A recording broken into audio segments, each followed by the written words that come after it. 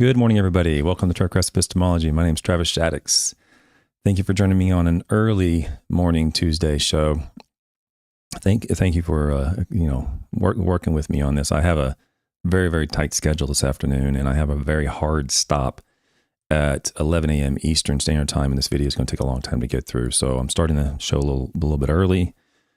Try not to do that, but I don't have any other way to do it today. We're going to get through this video, and that's it. This is going to take a very long time to get through. The video is an hour long, and I got a comment on it, so it's going to be 2 hours long. It's going to be a long video today, but I'm getting through it. I'm not going to come back to this after the beginning of the year. It's too much. I can't take it all. Just too much nonsense. I was telling my wife, I went to a flat Earth conference years and years ago because I'm fascinated with the psychology of these populations. And I can only take like an hour at a time, and I had to step out in the hallway and like recollect myself because I was like, whoa, man, these guys are way out there. I mean, there's just so much misunderstanding and misinformation. And the same thing holds true for this video today we're going to do. We're going to finish up the Ole Pool and Joel Simmons video, and there's just so much BS and nonsense. I have to take a break, but I'm going to get through it today because I'm going to, start next year fresh with no loose ends, and we're going to get through it today. So we got to get started pretty quick here. But thank you all for joining me. Tonight we'll have another episode, and tonight's the comment and emails episode, and it's going to be even more fun than this. Tonight there's going to be some good stuff. There's a video comment tonight in a response to one of my comments, and the response is absolutely pure gold. I could not have written a better response to my comments than what I'm going to show tonight on the video tonight. It's absolute gold. So look forward to that tonight at 9 p.m. Eastern Standard Time. I'll be back on, and we're going to go over some comments and emails, and then that'll be the last episode for the season. I won't be back for 3 weeks or something. It's like the middle of January before I come back, but I will have some videos, standalone videos that are already scheduled to be released. They're like anywhere between 3 and 15-minute little videos that I'll be releasing throughout the Christmas and New Year break. Okay, guys. So with that, let's get started. I do have my sheet that I'm still keeping, the score sheet for all the phrases that Mr. Simmons likes to repeat, like balance, tight and compacted soils, carbon, feed the soil, and we're up to 10 balances, 10 tight and compacted, at least 4 carbons, and at least 2 feed the soil. So we're keeping track of his ability to misinform the public and to engage in what's known as the illusory truth effect, where you continue to repeat the same thing over and over. And even if you know the truth, eventually, even the brightest among us can be convinced that what they're saying is true, even when we know it's not. Okay, so we're keeping track of that. Let's get started. Here we go. We're going to, now these on the screen if you get a chance, go back and watch the other 2 videos, but if you haven't, don't worry, you can watch this video standalone. But Joel is the owner of Earthworks. It's a company that sells a lot of carbon-based fertilizer products for lawn care and turf and golf and so forth. And I don't really know who Ole Pool is. I don't know who he is, but his channel is where this video was released. And what they're doing is, in this video, they're going over soil tests. And Joel, throughout the entire video, essentially is convincing Ole to apply various elements and fertilizers based upon the soil test. And he's doing it using base count and saturation, which we've gone over for a month and showed in multiple papers, 10, 15 papers, showing how base count and saturation is errant. It's a fraudulent approach. It's very wasteful, very expensive. You can achieve the same turfgrass and same quality plant by following a critical limit approach to nutrient management and turfgrass management. But he's using base count and saturation primarily because you can sell a lot of fertilizer when you don't need to. And when you're a salesman, you got to sell. And even if the user doesn't need it, you still need to sell it. And that's the reason they use base count and saturation. On the screen, what I want to point out here to the audience, we left off at 37 minutes. And what I want to point out before we forget, on this soil test, now this is a Malic 3 soil test, and it says calcium right here. Oh, you can't see my cursor on the screen, but calcium, and it says pounds per acre. Value found, 2,600 pounds of calcium per acre. And Joel's telling him he still needs to apply 200 pounds. Let that sink in, guys and gals. 2,600 pounds of calcium showing up on a soil test per acre. And he's saying that he's deficient. Joel's saying that Oldie's deficient by 198 pounds. This is exactly how base count saturation is used by fraudsters and con artists to sell people products that are not going to be beneficial to them or their turf grass. Just make sure that's clear. And you see this all the time. This is nothing new. Okay. But the critical limit for calcium, no one really knows exactly what the critical limit is, but it's probably somewhere around the 300 parts per million range, around the 500 or 600 pounds per acre range. And this is 5 to 6 times greater than that critical limit. So it's just great. It's fantastic. I'm sorry that Oli got fooled by this, and other people probably have been fooled by that, but don't feel bad about it. You know, it happens. We make mistakes, but now we know, we learn from it, and we move forward. And if you want any evidence to support all those assertions that I'm making, I've made all those videos in the past, and there's plenty of videos on my channel under soil testing, the soil testing playlist. So you can go back and look at all the base count saturation refuting evidence, and you won't find any supporting evidence because there is no refuting evidence even from Furman Berry and even from William Albrecht. These are the two people who created it, really. There is no supporting evidence in their publications. You can go read their publications. I've read some of their publications on my channel, and I've explained in detail how they misinterpreted their own data. Okay, they didn't understand that soil pH was actually the influencing factor. They assumed it was calcium saturation, and they were incorrect. So anyway, let's get started. That's where we're at. We're in the middle of soil testing, interpretation, and selling fertilizer based upon base count saturation, and we pick up at 37 minutes into the video. All right. So this was one question right quick. The question on the screen says, so basically what I'm hearing from Ebony Wood is that nobody will ever have a perfect soil test. That's the question he put up. Actually have her soil test to pull up. Yes, I mean, this is a good question. So basically what I'm hearing is that nobody will ever have a perfect soil test. That is correct. Like I said, when I started this, I do 15,000 soil tests a year. I'm saying the ideal soil test is 68, 12, 5, 3, 2, 10. I've done 15,000 soil tests a year for 30 years. I don't think I've ever seen it. But that should tell you right there. That's why they use it. So in 15,000 samples a year for 30 years, he's never had a soil sample come in, a soil report come in that meets the criteria of base count saturation, ideal soil. Never. Meanwhile, I'm looking at this test right here, and if you use the critical limit on the screen, it has the critical limit, say calcium, let's say, is around 300 parts per million. So it has plenty of calcium. Magnesium, again, we're not real confident on it, but it's probably somewhere around 20 to 30 parts per million. He's at, oh Lord, so it's probably at, let's convert to pounds per acre. So it's probably 40 to 60 pounds per acre. He's at 600 pounds per acre. Potassium is probably, you want to be greater than about 40 or 50 pounds or parts per million.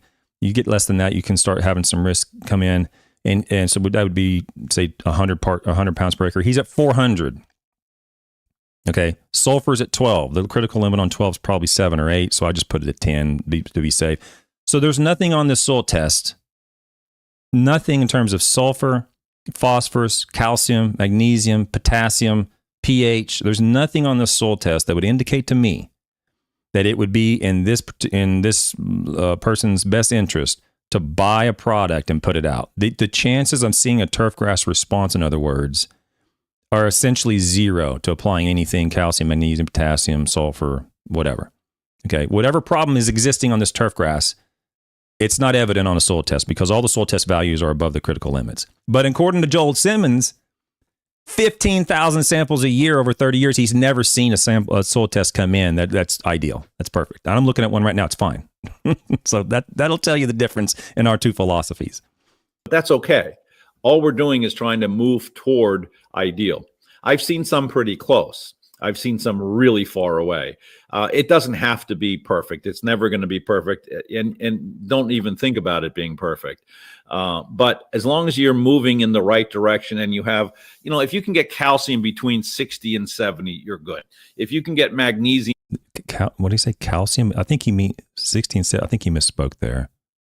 Calcium between 60 and 70. I think he meant maybe potassium. I don't know. below 20% on a lawn, you're good. If you he's talking about percentage. I'm sorry. Yeah, I'm sorry. I can't think like a fraudster. I'm sorry. My brain doesn't think like a con artist. He's thinking percentages, 16.7% on the CEC on the cation exchange capacity. I'm sorry. That's what he was talking about. Can keep 3 to 5% potassium on your lawn, you're good. If you can have, 5 to 7 to 10% hydrogen on your soil test on your home lawn, you're golden. And so there is no such thing as perfect. This is not an exact science, but it does give us a roadmap. As we like to say, this is not a report card. This is a roadmap. So what you want to make sure is that you're just getting on the right road and you're going down the road. Sometimes the roadmap tells you to go 10 miles. Maybe if it's good, it's going to tell you to go 1 mile. On your lawn at the shop, you got to go about 15 miles before you're going to get that thing right. So I've heard this before about roadmaps. I mean, whatever. If you want to think of it that way, it's fine. I don't think of it as a roadmap. I use soil tests as a diagnostic tool. If I have a pre-existing condition, I might want to take a soil test to see, how my pre-existing condition has been changing or moving. But if I don't have a problem, I don't worry about soil tests. If I have a problem, I'll take a soil test, and that helps me diagnose what the problem is. But I don't really think of it as a roadmap. I don't think of it as necessarily a management tool. I think of it as a diagnostic tool. Okay. If you have a pre-existing condition, then you can argue maybe it's a roadmap. You're trying to keep track of that over time. It's fine, whatever. But I don't think of it that way. You got some walking to do there, buddy. But, like most of us are, we're lawn enthusiasts. Yeah. And we're just looking to improve. Right. It's never going to be perfect. No. We want it to be perfect. Yes. But at least if we're better than we were last year, Again, it's not a report card. It's a roadmap. So yeah, you're going to still see it being, this question. How often do we soil test? Yeah. So the question is, how often do we soil test? Oli's putting comments on the screen. And by the way, I mentioned this last time. How do they do that? I don't know how they do that. I'd love to be able to select a member's chat and put it on my screen. I don't know how they're doing that. So if anybody knows how you select an individual chat and stick it on the screen like that, that's very clever. I like the way that looks. I can't figure it out. But yeah, the question is, how often do we soil test on the screen? I think when I was a county extension agent, we would say once every 3 years. Like I said with you, when I would agree. I mean, unless you have a pre-existing condition, I don't ever soil test. I mean, my lawn looks fine. It's always looked fine in Florida and in Oklahoma and Kentucky. I never soil test. But if you have thousands of acres, you're going to have some soils eventually somewhere in that 1,000 acres that might be deficient in something. So maybe you need a soil test. But I mean, unless you're trying to keep track of a pre-existing condition, the soil values are probably not going to move quickly in one direction such that you need to keep track of it every year. Now, having said that, if you're a $100 million sod producer and you've got, you're losing $500,000 a year from, lack of sod production or whatever, then, maybe it's in your best interest to spend a little bit of money to make sure. So there's exceptions to the rules, but 2 or 3 years is fine. On your property there that we looked at, I would run the limestone and then retest next year. I think if this is my home lawn, I'm gonna test probably every year. If I can, once I get it to where it's really close, maybe I'll stretch that out to every 2 years, maybe even every 3 years. We're not trying to sell soil tests. These are a lost leader for all of us. And what we're trying to do is just make sure that we can see the roadmap and we know what road we're on and that we're on the right road. That's all we're trying to do with a soil test. There's nobody making money on soil tests, really. Check your sources when someone's selling you something and saying that.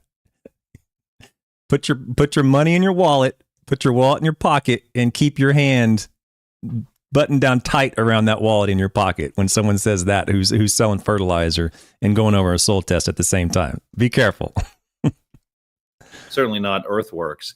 But certainly not. But we're not going to really be able to help anybody if we don't see the roadmap.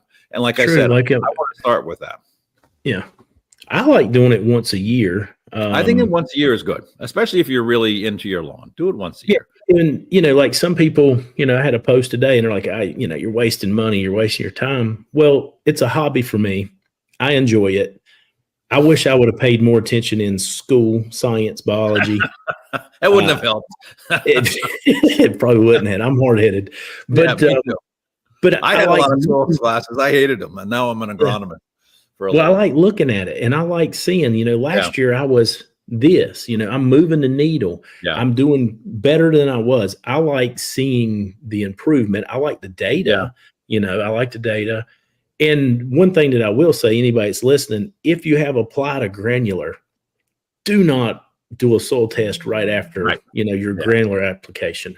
Well, let me back up just a minute. What he's talking about is he likes to see the numbers move and likes to see the data. And, I'm all for that in theory, but that's one of the major shortcomings and problems is that people are assuming that these values are sound and very easily interpreted values. And I'm telling you right now, they are not. They are not a blood test in your doctor. They're not as reliable or dependable. We don't have millions and millions of dollars in turf grass. Soybeans, yes. Corn, cotton, there's I don't know how many papers there are in soil testing and the importance of it and critical limits and so forth in those crops. Because they have spent millions, and they continue, even now as we sit here, continue to spend hundreds of thousands of dollars on soil test interpretations and calibrations. We don't do that in turf. No one's given us a bunch of money to go out and do a bunch of interpretations on soil tests and turf grass. We have to do our best to scrounge enough funding and enough data to help provide some interpretation. There's some. There's bits and pieces here and there, but we don't have that much confidence in these values. Even the most reliable soil tests, let's say a Mehlich 3, I don't have that much confidence in it. I mean, in terms of the values and the interpreted values, if you send me a value from southern Brazil and say, well, here's my Mehlich 3 value and I'm growing, whatever it is you're growing down there, whatever turf you're growing down there, I'm going to say, well, this is what it probably should be, but I can't say for sure. I don't have a whole lot of confidence in it. So don't be delusional and think that this value and this interpretation and Dr. Shaddox said this and the university ABC said that, so this is definitely the value. I wouldn't go down that road. I mean, I'd be very, very careful. Understand, it's basically like we've gone from, in the world of soybeans, for example, they have a very good vision and very focused and clear understanding of these values. In the world of turf grass, it's like we've been blind. Now we are no longer blind, but we can't see. Everything's blurry. Okay, we don't have the glasses on that are clear, making everything super clear, and we know exactly where everything is. We can kind of see the light. We can kind of see where it's dark, but everything's very blurry in the world of soil testing and turf grass science. There's occasionally things get up close enough to our vision, and we say, okay, well, Mehlich 3 phosphorus on this particular area might be 8 or 9 parts per million before you see a deficiency. Every now and then you'll see little pieces like that. But we don't have that much knowledge and confidence in some of these values. So don't go forward with a tremendous amount of confidence. You can have some, you can kind of get a ballpark idea, okay, but nowhere near the confidence level as we do in some of these agronomic crops, okay? I have done that too. I applied some 333. I didn't think about it. I went out a week or two later. I pulled some soil samples. I sent them in, and things were not what they were supposed to be. And I realized I screwed that up. A couple of things you said there. The guy that says, you're wasting your time doesn't know how to interpret a soil test. I mean, but you do, Joe. You know how to do it. I don't think you're wasting your time. There can be great value. There can be a good information pulled and good management practice followed according to data on a soil test. But you have to use the right interpretation. You have to use an evidence-based interpretation, not base count saturation. That is not an evidence-based interpretation. Okay, so let's be 100% clear. If you're using a soil test to apply nutrients using base count saturation, you will probably have a very good looking lawn. There's no doubt. You will also be spending a tremendous amount of money and wasting a tremendous amount of nutrients to achieve that very good looking lawn relative to just using a critical limit approach. That's all we're saying. Okay. That's just clear. I mean, if you can look at a soil test and if your eyes are rolling and you don't understand what it's telling you, of course it's a waste of your time. But if you understand what it's telling you, I mean, I wouldn't go to business without a soil test. When I work with a new client, the first thing I'm going to do is run a battery of soil tests. I need to know, think of it this way. This is your blood work. This is the blood work of your patient. See, that's exactly how he sees it. He thinks it's like blood work. He thinks that there's an amount of precision and accuracy in soil tests, in our confidence in interpreting the values, as there are in medical sciences, and it's not. Okay, it's not. I didn't even know he was going to say that. I've watched a big chunk of this last part of this video, but I haven't watched it all, so I don't know what he's going to say. I do know at the very end, I caught this video live, actually, about the last 15 or 20 minutes of this video live. But I haven't watched a big chunk of it, basically, from this point until about the last maybe 15, 20 minutes, whatever it is. But that's exactly how they see it. They see it, and they'll use that analogy. Oh, it's just like a blood test. No, it's not. No, it is not. We cannot interpret these values anywhere in the universe as accurate or as with much confidence as medical sciences interpret blood tests. Okay? Don't be delusional. I mean, you don't go into a doctor's office and say, "Doc, I'm really feeling bad." And they say, "Oh, well, then take these things, take all this stuff." I mean, that would be very irresponsible of any doctor. You probably see that from a homeopathic doctor. And that's what basically the equivalent of what Earthworks is. All this earth and carbon, and we're going to feed the microbe. That's basically what it is. That's the same concept, at least. You don't see that from a evidence-based practitioner. From an evidence-based doctor, you wouldn't see that. But from a homeopathic person who's wanting to give you all these potions and everything, you probably would.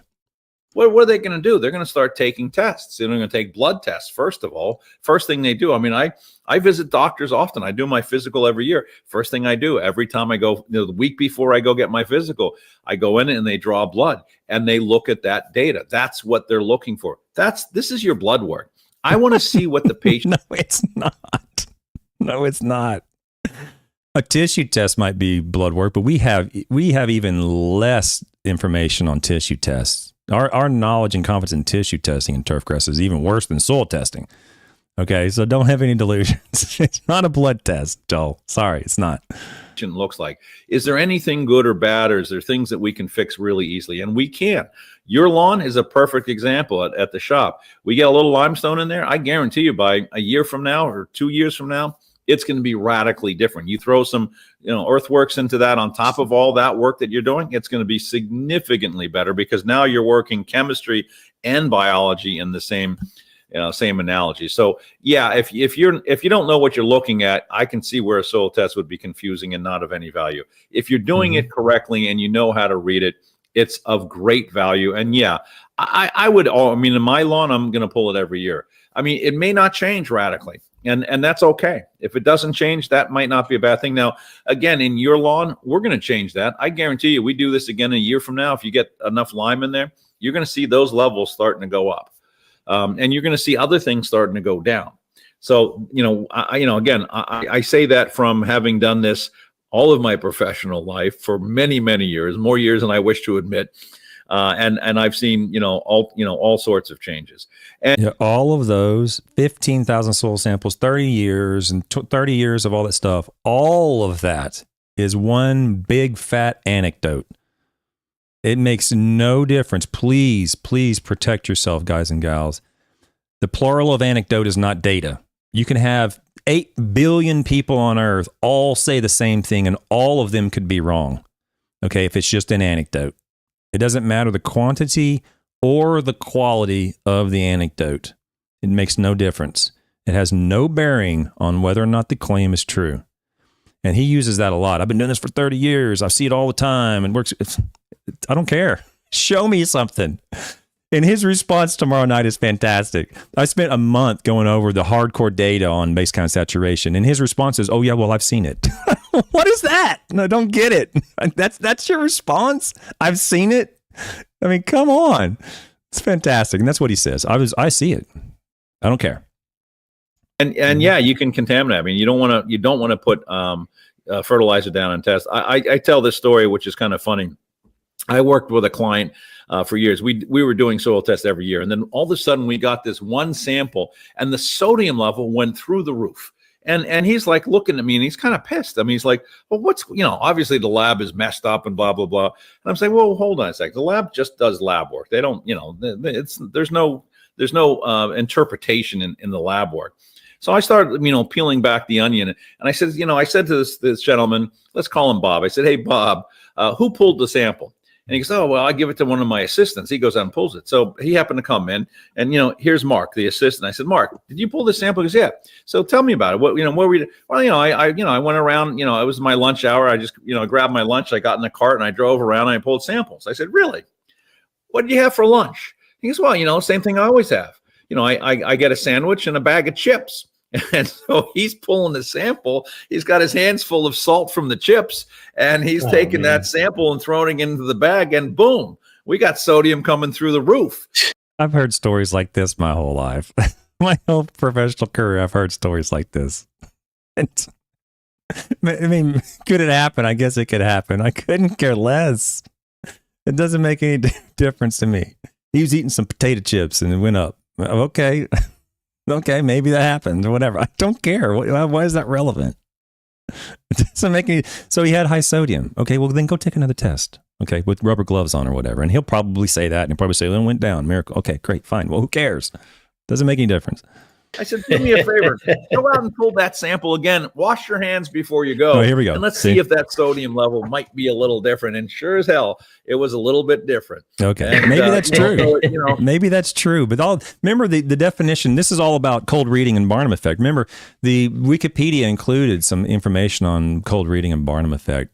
And they even use the term in there, hamming it up. If these cold readers are willing to go in and ham it up and kind of, make little jokes and anecdotes and fun little comments, you can really be convinced. And that's what he's doing here. That's all it is. He's hamming it up, having fun, goofing around, trying to, convince him that all this stuff is true. It's all relative to what's going on into the environment.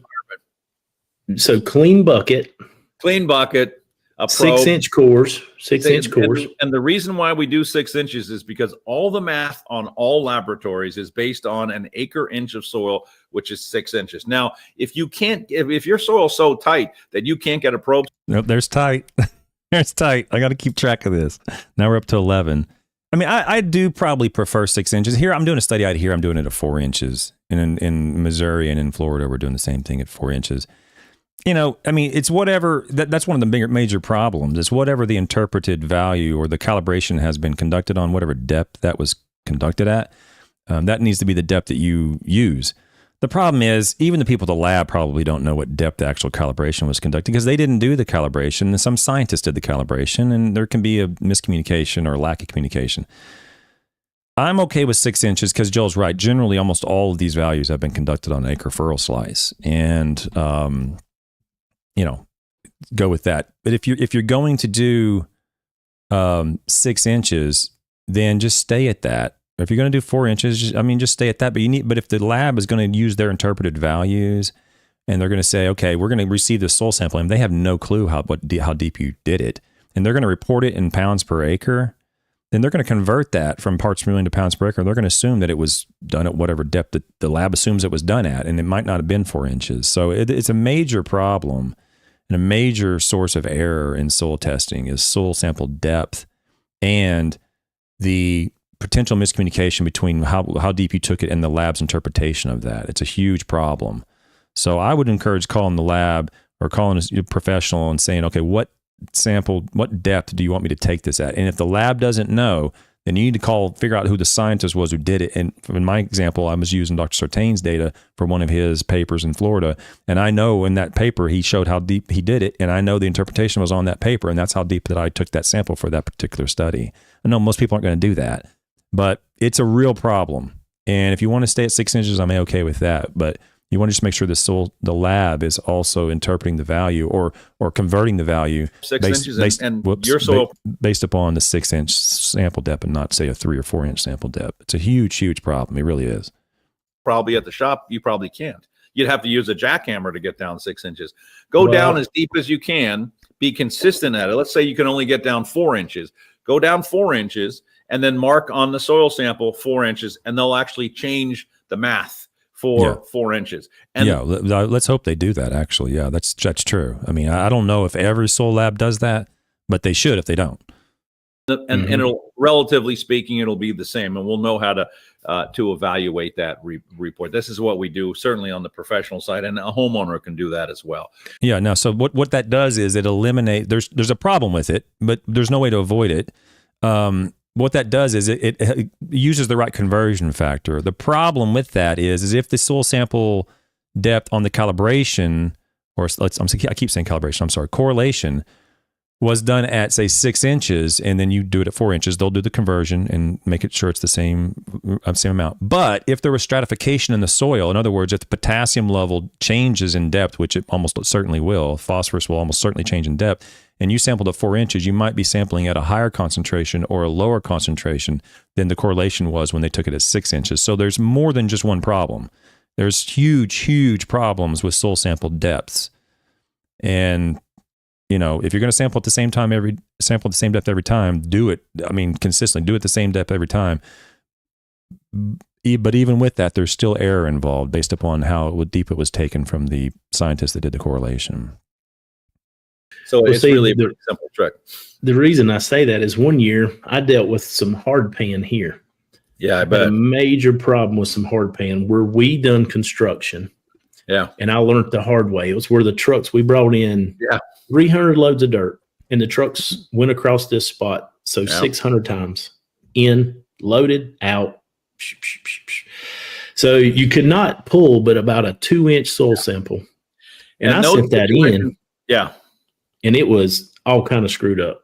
Yeah, and that's what'll happen. And quite honestly, this is very common on a construction site of a golf course or a sports field. If you have, the path where the trucks drove in and out, you might see what we call construction blight. It's basically that compaction from where all that is. And I work with golf courses that are rebuilt. Okay, I'm just gonna say this. I don't know what he's gonna say, but if he says anything about base kind saturation and compaction after these trucks have gone over, I'm gonna lose it. I'm gonna die. Okay, let's see what he says. All the time, and 5, 6, 7, 10 years later, you'll still see construction blight because that compaction is pretty intense. You can fix it. You got to aerify it a lot. You got to get a lot of carbon in there. A lot of earthworks, compost maybe.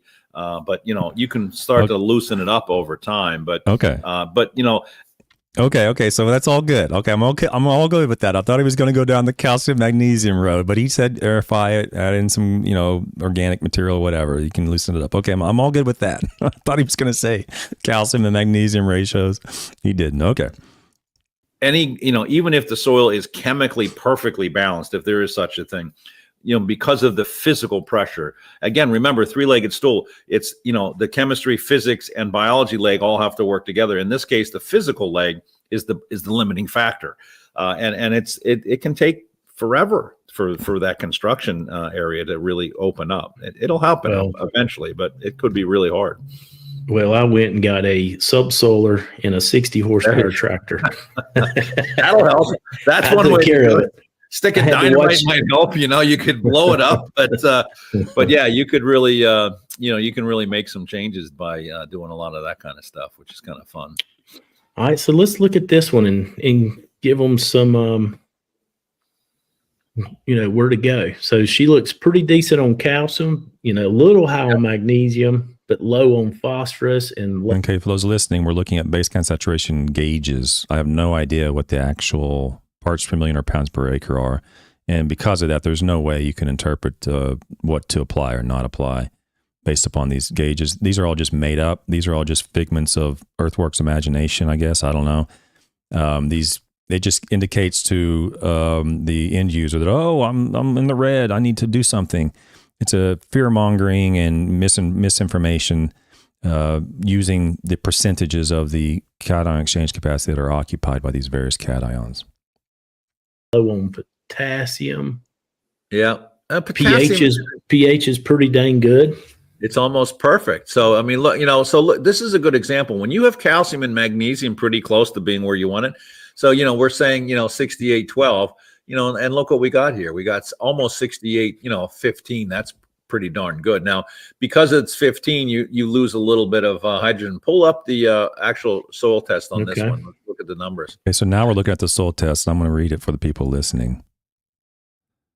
We have pH is 6.4, calcium of 2,086 pounds, and he's saying he's short 3 pounds. Crazy. Potassium, 149 pounds per acre, and he's short 90 pounds. Jesus Christ, that a cracker. This is unbelievable. This is exactly how, that's what I'm saying. You can't get a soil test basically in base count of saturation where you couldn't sell somebody something. You can always sell somebody something on a base count of saturation test, right? Now, if I'm interpreting this, I'm going, you got plenty of calcium, your magnesium's above the critical limit, your potassium's above the critical limit, your sulfur's above the critical limit, your phosphorus is above the critical limit. Whatever you're seeing probably is not a result of a nutrient deficiency or toxicity. Okay, that's what, so what my interpretation is, don't waste your money on a bunch of other elements. You probably just need to apply nitrogen according to your best management practices in your location, and you'll be fine. If you see something else going on with the turf that's harming the turf, it may be water or light or temperature or bugs or diseases or something else, but it's probably not a nutrient deficiency. Let's see what Joel says. So, you've got, 68, 15, 3, 2, and 9% hydrogen. So, I would have told you, without even looking at the pH that we were at 6.4 because of 9% hydrogen. This is pretty good. You know what okay. A lot of times what I would say when I see this, if there are problems, it's not chemistry. Oh, good. We agree. Even a broken clock can be right twice a day, right? He and I agree on this particular test. You don't need to do anything. The chemistry-wise is fine. There's a little deficiency here. You got a little bit of sodium. It's not bad. Yeah, you got a real deficiency in phosphorus. And, You have a real deficiency in phosphorus at 90 pounds per acre? 90 pounds per acre? You're deficient? What would be sufficient, Joel? What number would be sufficient for you to go, oh, you don't need to apply any more phosphorus? If it's not 90, oh my God. The answer to phosphorus in our world, this is a perfect example of getting out that 333 because it's rich in mycorrhiza, and that mycorrhiza will grab phosphorus and bringing it into the plant. But, here's an example. If we're going back to the three-legged stool, this might not be, the limiting factor here might not be chemistry. It could be physics, and it's probably biology. So here's a good example where you start really getting Earthworks products into the soil, the granulars in particular, because you're getting volume. I wonder if Joel Simmons has ever run a microbial assay on a soil. I wonder if he knows how to interpret a microbial assay. I was in South Florida for a couple of years, and I was running a study where we were trying to inflate the microbial population on a different system than turf. And there was a microbiologist down there, and I said, man, I don't know how to do this. Is this even possible? He goes, what do you want to do? I said, I want to know whether or not the microbial activity increased, the microbial population increased. And if so, I wanted to know whether or not a specific category of microbes increase, in this case being an anaerobic microbe. And he goes, yeah, we can do that. We have these kits. Those kits were like $500 a piece. Like, holy cow. And I had 40 reps or 40 units or whatever. I'm like, good Lord. So in order to do it, it was like, and we did it. And we found indeed we actually did increase the microbial population in that system. But it wasn't easy. I wonder if he's ever actually done that. Remember, don't be just this three-legged stool. He keeps talking about all those legs are important, no question about it. But let's not forget the pyramid. It's water, it's light, it's temperature, it's injury, and then it's soils.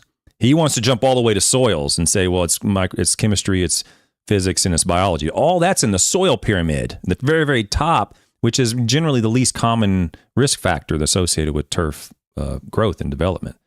Don't forget, it's water, it's light, and I think Joel would say the same thing. It's water, light, temperature, and disease. Those are and injuries, insects, physical damage. All those things are more common to see than issues in the soil.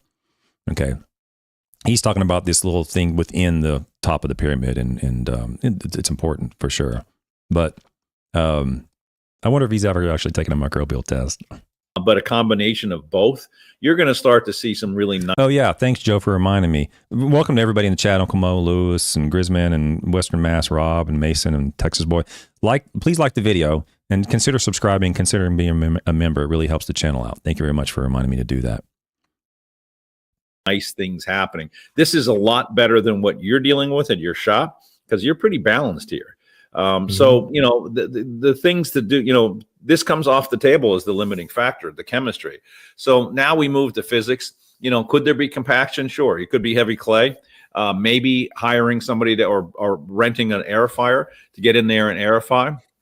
But definitely getting the carbon materials from Earthworks. This is what I want to see, because this. I mean, it's a commercial. You can't fault him for that. You know, I mean, he's selling his product. What are you going to do?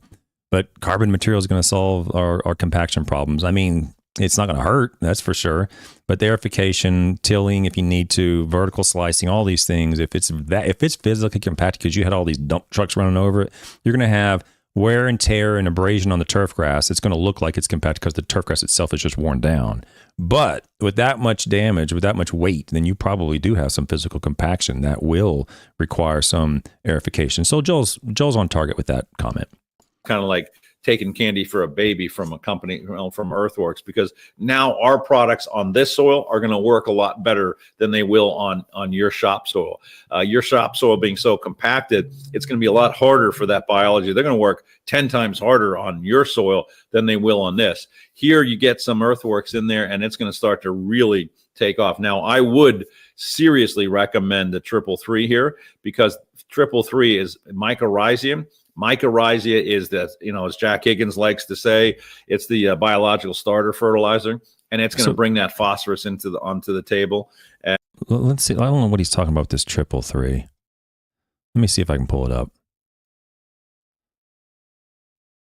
Let me see if I can find that. He's talking about some fertilizer or whatever that he sells, which is fine. 333. Yeah, I have the label right here. Let me see if I can get this on. Yeah. So what? I don't even. Let me look here. So it says a 333 derived from animal manure. Oh, and then he sees all these the ectomycorrhizal fungi. So it's bugs in a bag, basically what it is. Bugs in a bag. I'm not a microbiologist, so I can't really speak to this one way or the other. What I will say is that my very, very limited and dangerous knowledge on this topic, it comes from sitting and listening to microbiologists talk about this, bugs in a jug, bugs in a bag, all these things. And the basic consensus, I don't even want to say consensus, because I don't know. I don't know. I mean, this is not my area. But it seems to me that a lot of the microbiologists are perplexed why someone would apply a bunch of bugs in a turfgrass system, in a soil system. One, and I could be wrong on this. I could be wrong on all this, guys. So don't take what I'm saying as truth, because I'm not a microbiologist. But it seems that there's a huge portion of the bugs that are in that bag. No, I shouldn't say this bag, but in these products that are probably not live. They're probably dead. And then when you apply them, the amount that you're applying is so minuscule compared to the microbes that are already in the soil. We're talking just grains of sand on the beach.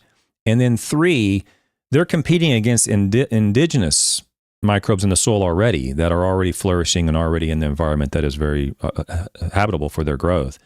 And these microbes come in, they may or may not be able to survive simply because they're competing with other microbes, or the environment's not suitable for their growth. I don't know, but that's the general idea of what I've heard from other soil microbiologists in turfgrass systems speak of.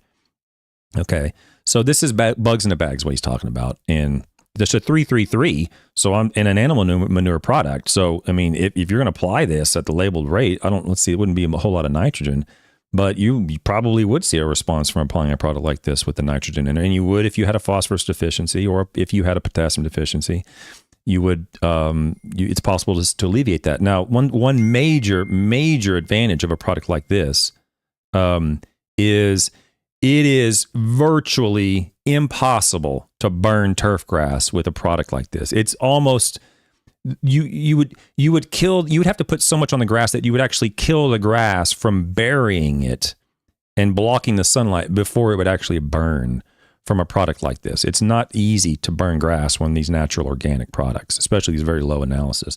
So that is a major advantage. If you have zero tolerance for burn, then a product like this 333 or any other natural organic that's a low analysis can be very good for you. And essentially you have zero risk of burn. That's an advantage. But I don't see much reason to spend the money on all these bugs in a bag. It's one little thimble of soil will have 10,000 different species of microorganisms, or as much as 10,000 different species, not units, or not total microbes, just different species of microbes. It could have that. So the soil has just massive quantities of microorganisms in there. And the turfgrass itself will exude soluble carbon to the extent that it will actually be equal to or greater than the amount of soluble carbon that comes from large amounts of compost over 2 or 3 years. And we showed that paper on the channel from I think it was the Vitor paper, I think it was, or the Alan Wright paper, I can't remember, where St. Augustine grass had the same amount of soluble carbon, and it was increasing the soluble carbon in the soil when no compost was applied, compared to the exact same amount of exact same turfgrass when compost was applied over I think it was 2 years. So that may not happen in every case, but it's just an example of how healthy growing turfgrass exudes enough carbon into the soil itself that it can provide the environment for these microbes to grow by itself, and you don't have to buy all these products. Okay, keep that in mind. Oops. Let's see here. Where am I going? Going to this. Hopefully I didn't mess it up. Okay, back on track. And really get that phosphorus going into the plants. And remember, phosphorus is your energy molecule. It's the one that really gets called on when the plant's weak. And you want to have available phosphorus. And it's hard to make available. The best way to make phosphorus available is that 333 with the mycorrhizae in it. So this one's a good one. This is pretty nice. I mean, again, there are no perfect soil tests, but this is a good one. I'd be thrilled to have this in my lawn as opposed to what you have at your shop. I don't fault him for trying to sell his product 333. Fine. If I had a product, I'd try to sell it too. Whether or not it, is the best product for phosphorus availability and whatever else, who knows? I don't see any reason to believe it. I don't see any reason to reject it. So I'm just going to go on about my day and go take care of my kids and not worry about it. Okay, that's the way I would look at these things. Keep in mind, just because Joel says it doesn't make it true, and it doesn't mean it's not true. We have to have evidence on one side or the other before we change our opinion on it. And my opinion is always neutral until I find evidence one way or the other. That's the reason I have such a strong opinion on base count saturation, because on the base count saturation scale, there are dozens and dozens and dozens of papers refuting it, and there's not a single valid paper supporting it. So that's the reason I have such confidence in my position on base count saturation. But in other cases, the perfect example was the microbial thing. I don't know. This is my opinion, but my opinion doesn't mean squat. I'm not a microbiologist, so I need to have more information and more evidence to support an opinion one way or the other. But my understanding is it's probably not going to do what you think it's going to do for the reasons that I gave. But again, I could be wrong. I don't know. That's not my area. But in a couple of years, we'll fix the shop. We'll fix the shop. I was going to say, in a couple of years, when you get that, limestone in there, you're going to start to see it looking more like this. And then you're going to throw a bunch of earthworks in there, and your shop's going to look almost as good as your lawn. This is her test, and that was her comment. Yes, and that's true. You'll never. Yeah. This is. But she's pretty close. She's pretty darn close here. So I wouldn't even worry about this. I mean, everything here is good. I would still probably test to make sure that, a year from now, or maybe 2 years from now, but certainly, test again. It's really very, it's not an expense that's going to hurt anybody. But it'll show you in a year from now, have you lost anything? Has the phosphorus come up? Have you picked up magnesium? I mean, what you want to do is keep everything at a nice even keel. And so when you have something that looks this nice, you want to make sure it stays that nice. So testing once a year, is a good idea. And it just really helps, it really helps just making sure that everything is where you want it to be. Some of the other. And I know Western Mass Turf, I think, mentioned this comment. I am determined to figure out how he does this comment on the screens. It says it depends on the streaming software from Western Mass Turf. When I do my live streams, I just click on the comment in the chat and it pops up. I didn't know you did. I have to look at your stuff, Western Mass Turf, and see how you do it. And if you're doing what this is doing, maybe I'll shoot you an email. I need to figure out. I want to know. I'm jealous. I want to know how he's doing this video on his screen, this little pop-up thing. Because on my members only stream, I can't put the comments on the video because YouTube blocks the connection or whatever on member only streams. So I want to be able to put this on the chat or on the screen when members on the Monday morning show make a comment that I want to talk about. and I don't know how to do it. I'm super, super envious of this. I want to know it. Oh, here's Nino. Maybe Ninos knows how to do it.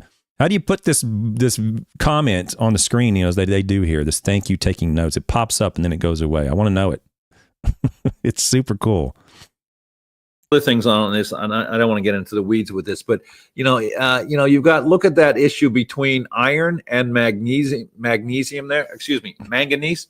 So if you go down below that gray area, you see you got 106 pounds of iron and only 16 pounds of manganese. Okay, let's see what he says. As you all know, iron is my little baby. I love to play with manganese. I like it a lot too, but I'm not quite as knowledgeable on manganese as I am on iron. So before I comment, let's see what he says. Now, a lot of turf products that are available in the marketplace are rich in iron. You will not see that in Earthworks products. We will. Oh, good.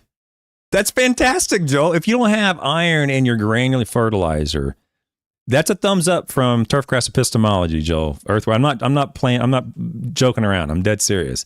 I've mentioned many times on this channel, granular applied iron is almost never useful.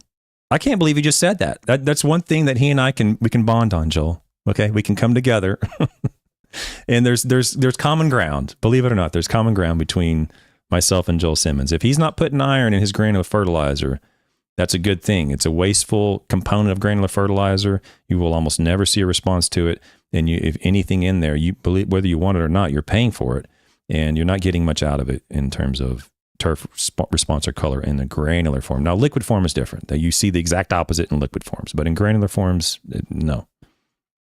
Not put a lot of iron in there.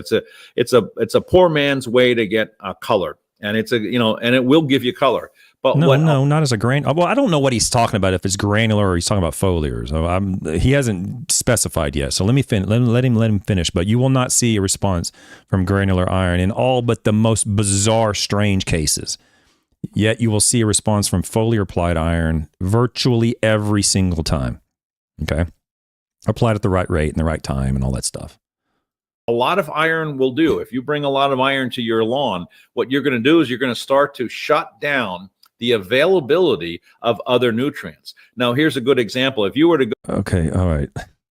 Okay, let him finish. Let him finish. Go on to this particular lawn, and I'm not suggesting that you do this, but if you were to go out there and spray manganese sulfate, Mn, you would actually see a color response, not because manganese gives you one, iron gives you one. What it would be doing is it would be knocking off the excess iron here, and it would kick out some color. Okay, Joel Simmons is soil chemistry wise, he has no clue what he's talking about. He's not specifying enough for me to really have much confidence in this reply. But what he's saying is, if you spray out, maybe he misspoke, I don't know. But if he says if you spray out manganese sulfate, you'll see a response. It's not from the manganese, it's from the iron.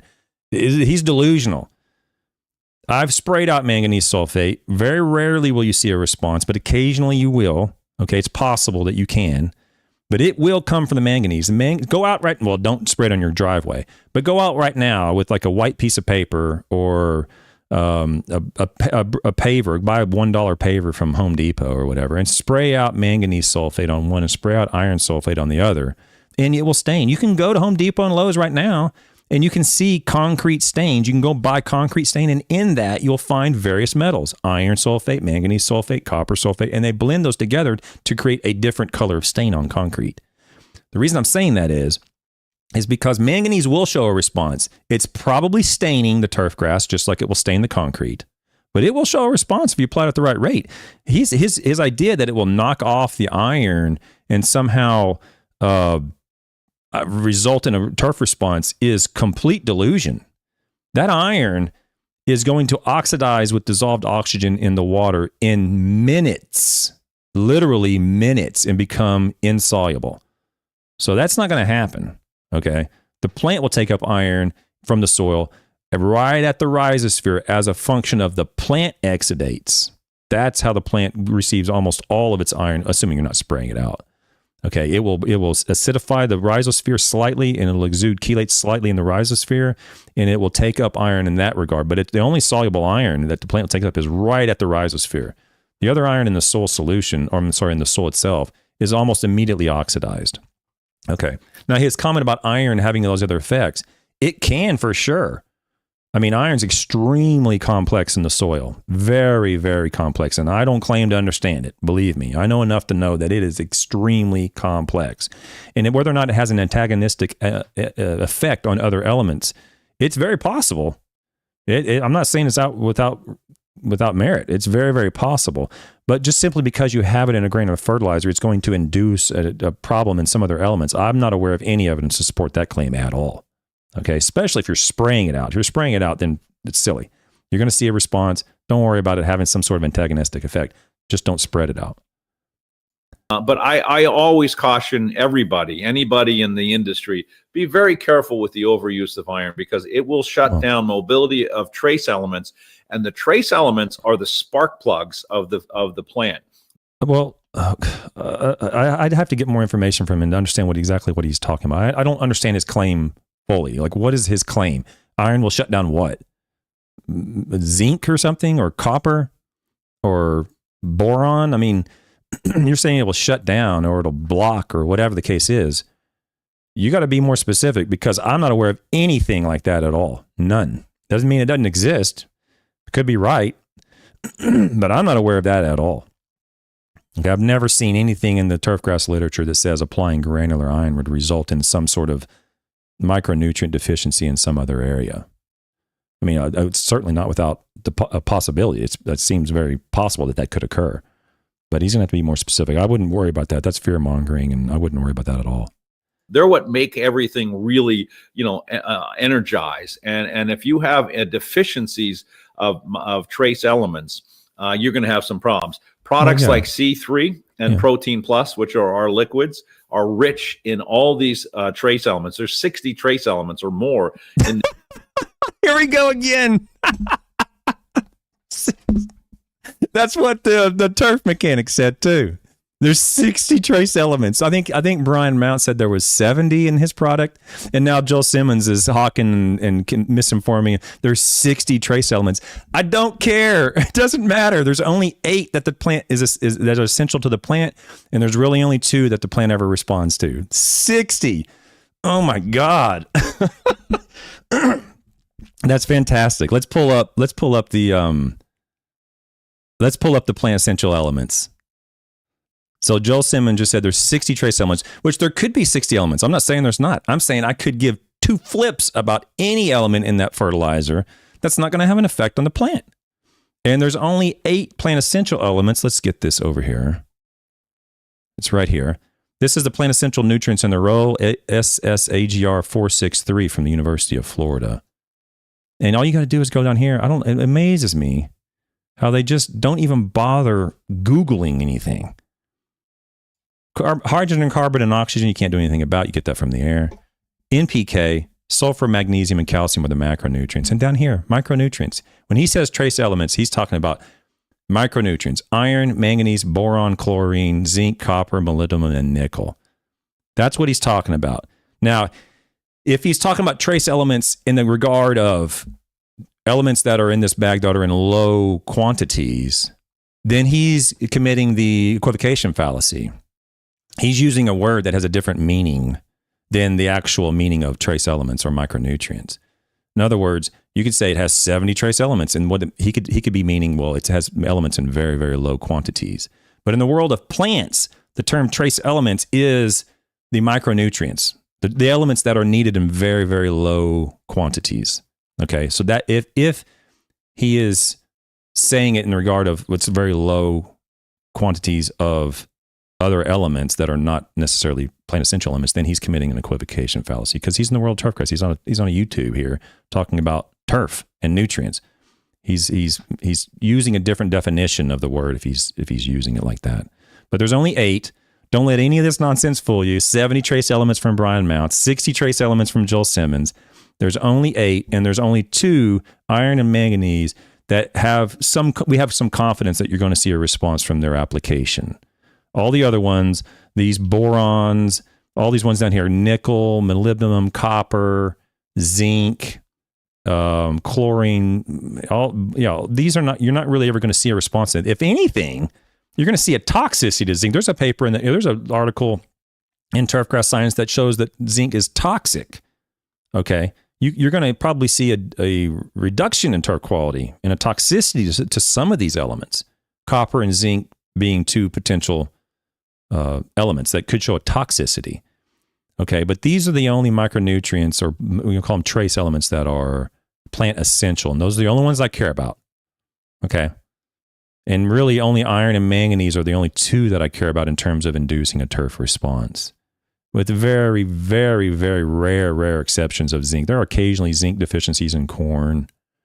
There might be every now and once in a millennia, there might be a zinc deficiency in turf. You might need to apply some, but there are other uses in turfgrass, like, for example, copper with some sort of cyanobacteria controls and things like that. There can be other uses of these elements, but not in terms of turfgrass response or essential need for them. Okay, so don't be confused. Don't let that confuse. 60 trace elements. I'm going to rewind that just a second. 55 is 53. What do you say? That's fantastic. Let's read it. Let's listen again. It's like C3 and Protein Plus, which are our liquids, are rich in all these trace elements. There's 60 trace elements or more in these products, but we don't add iron, which is going to... The liquid that he just said, that's the one he doesn't apply. The only element, the only micronutrient that will result in a greening response every time, essentially, almost 100% of the time. The one micronutrient and applied as a liquid that will almost result in a greening response every time, almost every time, is the one that he excludes from the liquids. And he's got 60 other ones. That is great. That is fantastic.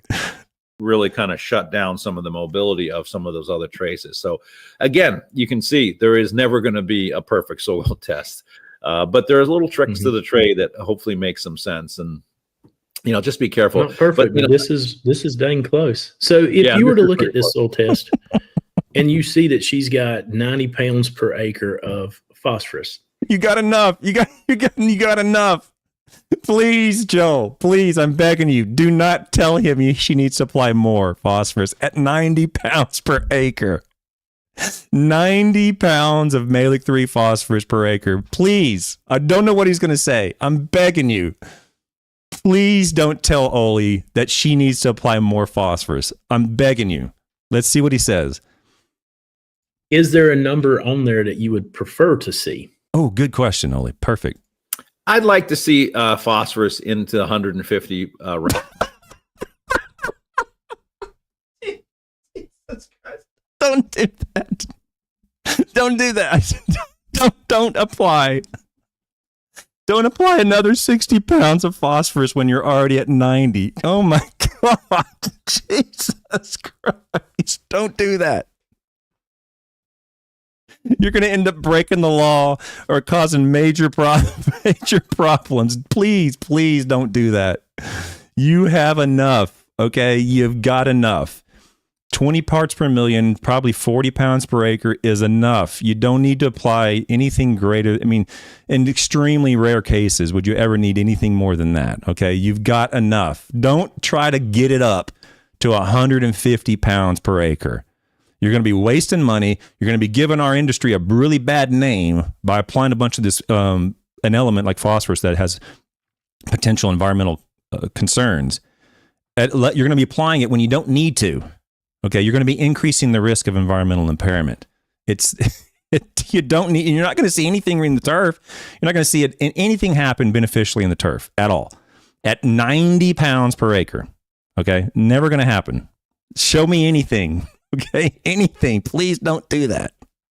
Oh my God. Range. And again, here's the problem with that is that we can have. There's a problem. There's a huge problem with that. Okay, let's see what he says. We can have a lot of phosphorus. I keep giving you little anecdotes. I'm on a golf course. He even said it. Anecdotes. So what happens when he's giving them anecdotes? I don't care.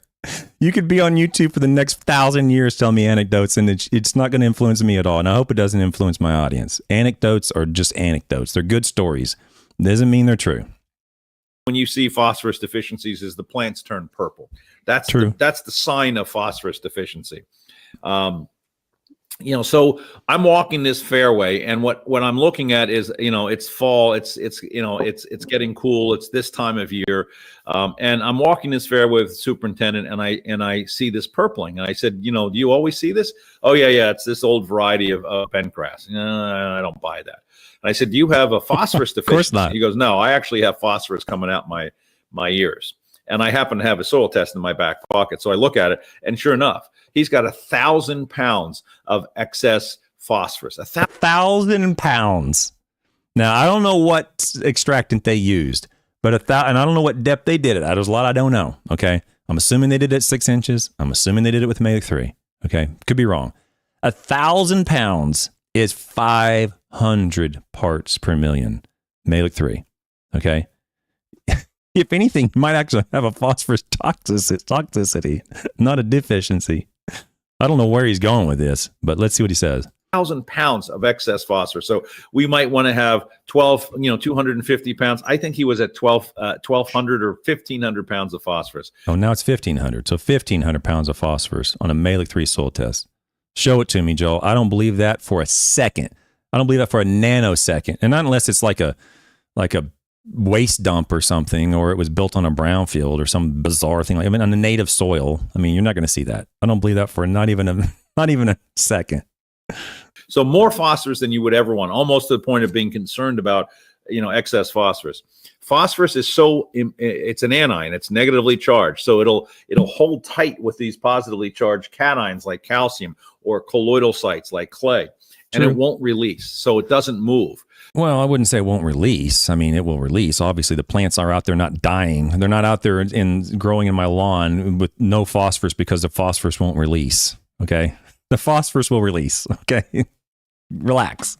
Maybe he's just speaking hyperbole here. I don't know. But the phosphorus will release.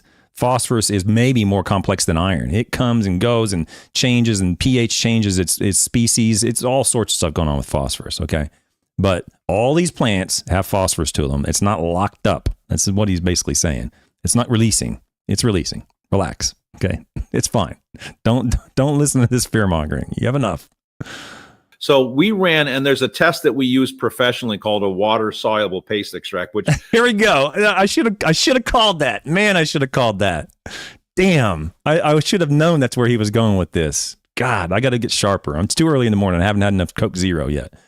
Should have known that. So now what he's going to say is, well, it was super, super high on this test, but it's 0 on that test, or very, very low on that test. Therefore, you need to apply some. I guarantee you that's what he's going to say. We'll see. We don't need for the home lawn because we just need the basics.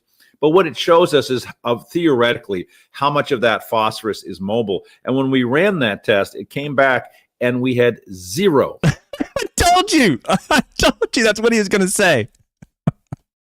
I told you that's exactly what he was going to say. They love the saturated paste extract test because it's just another opportunity for them to cold read. Oh, well, if it's not this, it's not that. If it's not this, then they always got to keep looking for some angle or something to convince you that you need to buy phosphorus and put it out, or buy potassium and put it out, buy their mycorrhiza and put it out. If your phosphorus on your soil test is 1,000 pounds per acre, I'd be looking at the history of that soil. Something else was going on there to get 1,000 pounds of phosphorus, Malic 3 phosphorus in that soil. It may have been a dump, or there may have been some pollution, or you may have taken a sample and the fertilizer granule might have been in the pro. Who knows? That's exceedingly rare and very, very high. And I'd be concerned about that if it's legit. Is that legit or not? I would take another test. If it was that, the Malic 3 soil test is going to extract a portion of phosphorus and all the other elements that is predicted to be available over the growing season. It's not locked up. The Malic 3 soil test is telling you that it's going to very likely become soluble over time during that growing season. And he said it's 0. The saturated paste is 0. You would be hard pressed. I don't know what his definition of 0 is. My definition of 0 is 0 parts per billion. Okay. So if you have any solution, your water, go out and get soil, use your fingerprints, use your clothes, whatever. There's probably going to be some phosphorus on that somewhere. There's phosphorus on your hands right now. Guaranteed. There's phosphorus everywhere. Okay. I'm not saying you necessarily have enough in the soil. You might need to apply some in the soil. But to say there's 0 in soil solution, absolutely zero, is so unbelievably rare. That's an extraordinary claim. And for me to believe it, you're going to have to apply extraordinary evidence. Otherwise, it's just all smoke and mirrors and anecdotes. It's all just nonsense. Zero phosphorus mobility. And that's where we, started building products like that 333 that has the mycorrhiza, because we want to create. Oh, here we go. Phosphorus is mostly mobile through biological activity. And what mycorrhiza is a spore fungi. It's a fungus. And if, by the way, you haven't seen, I think you have, if you haven't seen the Netflix film Fabulous Fungi, watch it. It's phenomenal. The photography is brilliant. But it really Woody Harris. No, that's Kiss the Ground. That's Kiss wonderful the Ground. too. And by the way, that movie would have starred my partner Jerry Brunetti if he had lived long enough to do that, because he had actually got to meet Woody, and the people that were in that are people that we've worked with for years. But Fabulous Fungi, it's a short film, but it's so well shot. The photography is good enough for it all. I mean, it gets a little weird at the end, but it really kind of explains how the whole mycorrhizal fungal network works underneath, plant material and trees, and how they communicate. And it's fascinating. But in this case, I wouldn't put phosphorus down here. I would put the 333. I don't understand. No, you wouldn't put phosphorus, but you'd put phosphorus. And what did I miss, guys? I wouldn't put phosphorus down, but I'd put a product down that has phosphorus. I'm not sure. What did I miss? Is he? I don't know what to say to that. I wouldn't put phosphorus down, but I'd put a 333 down that has bugs in a bag in it. I don't know what to say to that, other than I guess what he's saying is the microbes in the bag will increase the solubility of phosphorus or the uptake of phosphorus, because it's going to, attach, these mycorrhizae are going to increase the ability for the plant to take it up. I don't know what he's saying, so it's hard for me to comment, but you're applying phosphorus to a soil that has 1,000 pounds of Malic 3. You said 1,500 pounds per acre, and you're applying a product that has phosphorus in it. This is why I'm saying, guys, please protect yourself. Do things for good reasons, evidence-based reasons. And if you don't have an evidence-based reason, don't like, oh, I'm just going to do it anyway. I don't know where to go. There's somebody who has the information. You just got to go find them. I know it's difficult.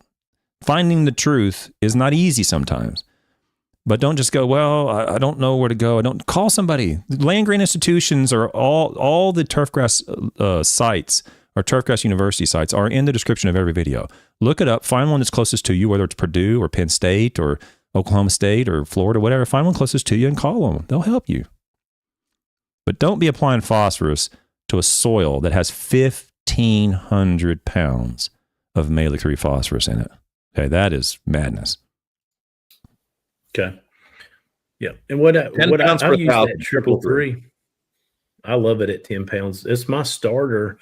This would be my third year using it at 10 pounds per thousand. Okay. Before he goes into it, let me answer a question that I think it's a member, so I'm going to take a point of doing it.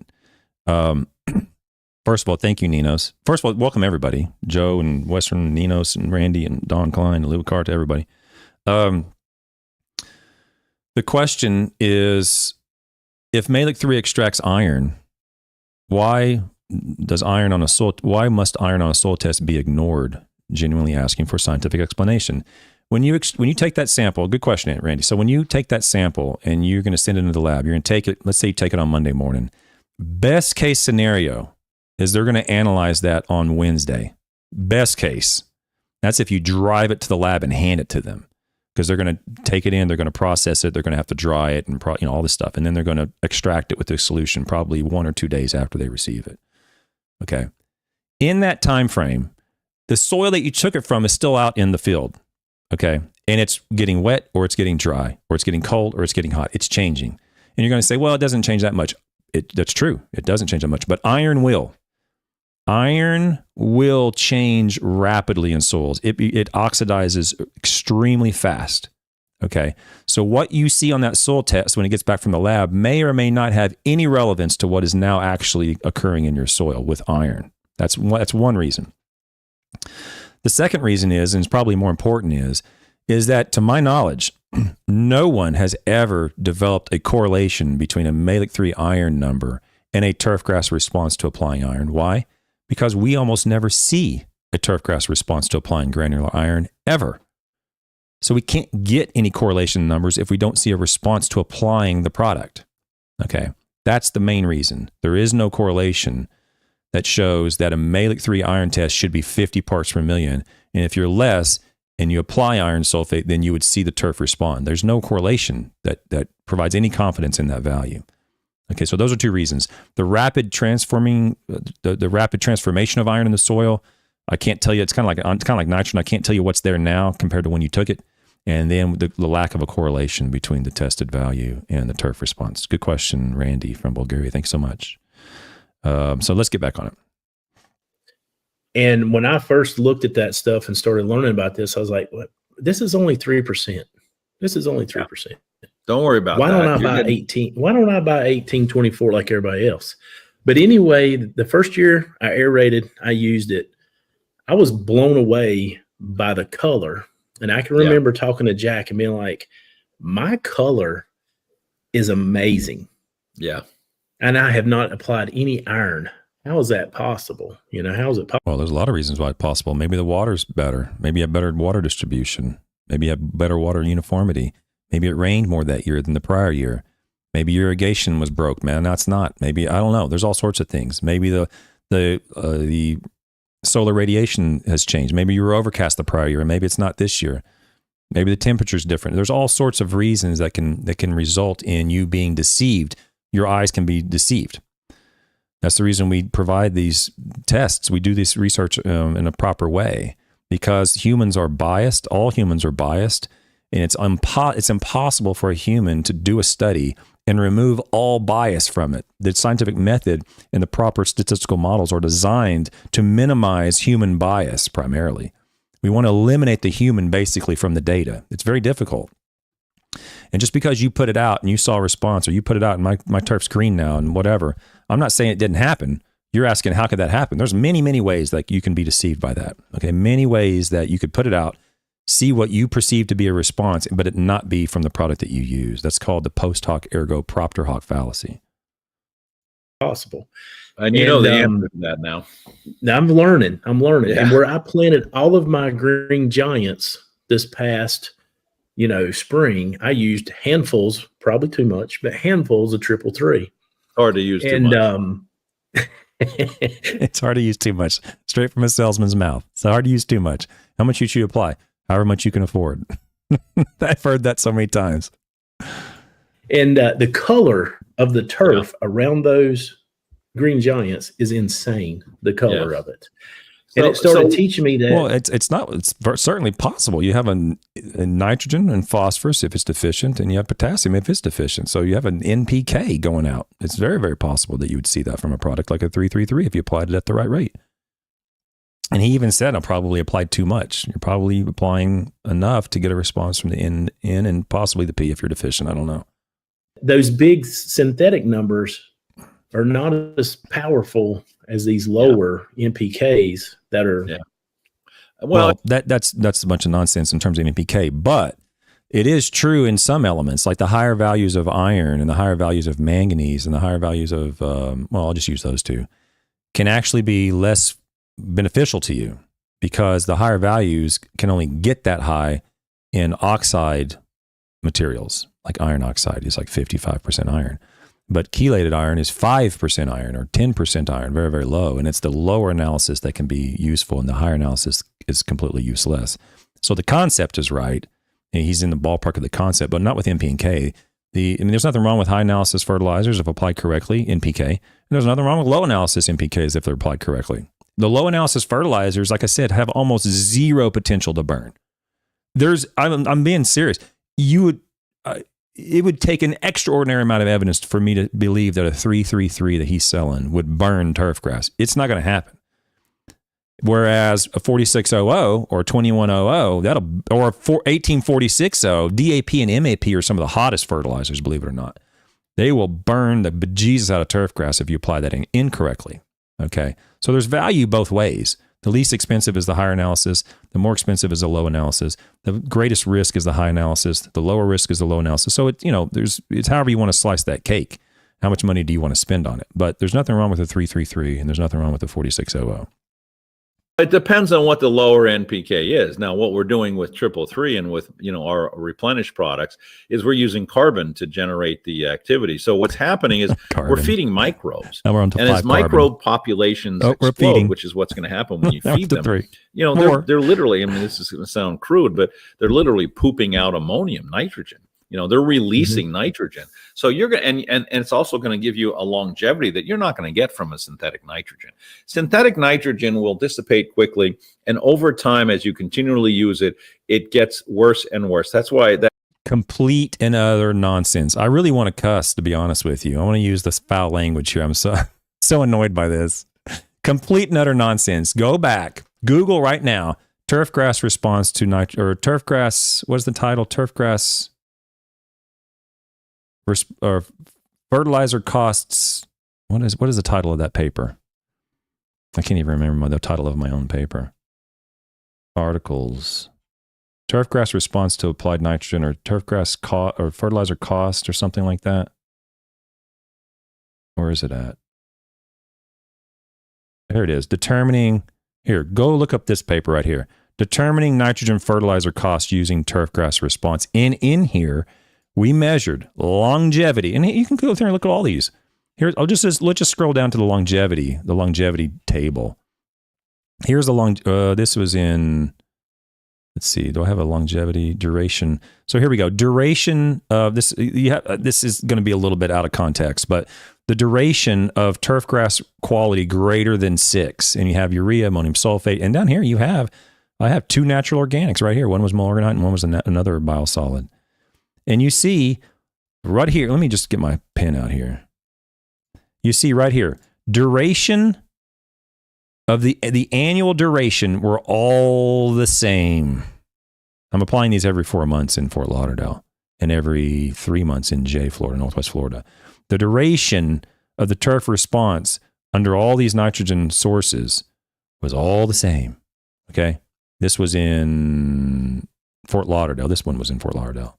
When you look at the quality, there's a duration and magnitude. You see these A's from urea, ammonium sulfate, stabilized urea, sulfur-coated urea, and then here's 2 natural organics that kind of in his world, Joel's world. These are all, the ones with the A's are all at the highest. So in other words, the magnitude and the longevity were the same from those products with the A's on them. And so the point is, he's going to say all this stuff, but longevity and all this stuff, there's only 1 or 2 papers that have ever measured, at least in this capacity, measured the longevity of turf response to these nitrogen sources, the number of days. There's not that much, believe it or not, there's not that much work. You can infer it from some of the papers, that's for sure. You can infer the longevity. But when you actually measure the days or measure the weeks of longevity before the turf goes back down below acceptable limits, there's not a lot of data in the literature on that. That one paper is the only paper I'm aware of. And Joel's saying, well, it's just not going to work as well. The more you use these synthetic fertilizers, the less it's going to be effective. The longer or the shorter it's going to last. Let's rewind it just a little bit and make sure we understood him correctly. Literally pooping out ammonium, nitrogen. They're releasing nitrogen. So you're going and it's also going to give you a longevity that you're not going to get from a synthetic nitrogen. Well, I just showed you data that says it will. These natural organics were high in carbon. They were like 4 or 5% nitrogen, 6% nitrogen, a lot of other carbon in there, feeding the microbes. It lasted the same whenever I measured it. Synthetic nitrogen will dissipate quickly, and over time, synthetic nitrogen may dissipate quickly, but the turf response to that nitrogen is what I want people to focus on. That's a red herring. Synthetic nitrogen dissipate quickly. I don't care. That makes no difference to me. What I care about is the turf response to that nitrogen application. And that does not dissipate quickly, as I just showed in that paper. You continually use it, it gets worse and worse. That's why. No, it doesn't. Continually use. You know how many golf courses in the United States that have been using synthetic fertilizer, how long they've been using it, and it gets worse and worse. It's all just the tree octopus. Who was it that started off the show with the tree octopus? I can't remember who it was. Kuhnam Pharaoh. Started off with the tree octopus. He can say whatever he wants. It makes no difference if it's true or not. He can say whatever he wants, and that's his right. But don't believe it. He's not giving you any evidence to believe it. And I just showed you evidence to ignore it, just understand it's all just nonsense. Right, that example I was telling you about with the superintendent that had, the imbalanced chemistry, he was using 10 pounds of nitrogen just to get color on a golf course. So, well, I don't doubt superintendents are using 10 pounds of nitrogen in some cases, unfortunately. I know some people are using more than that, but whether or not it has anything to do with the synthetic nitrogen source and you switch to natural organic sources or this carbon-based source is a whole other matter, okay? There's a lot of other stuff going on in all these different locations, and it could be a number of things that could be resulting in that need to apply nitrogen. I don't know.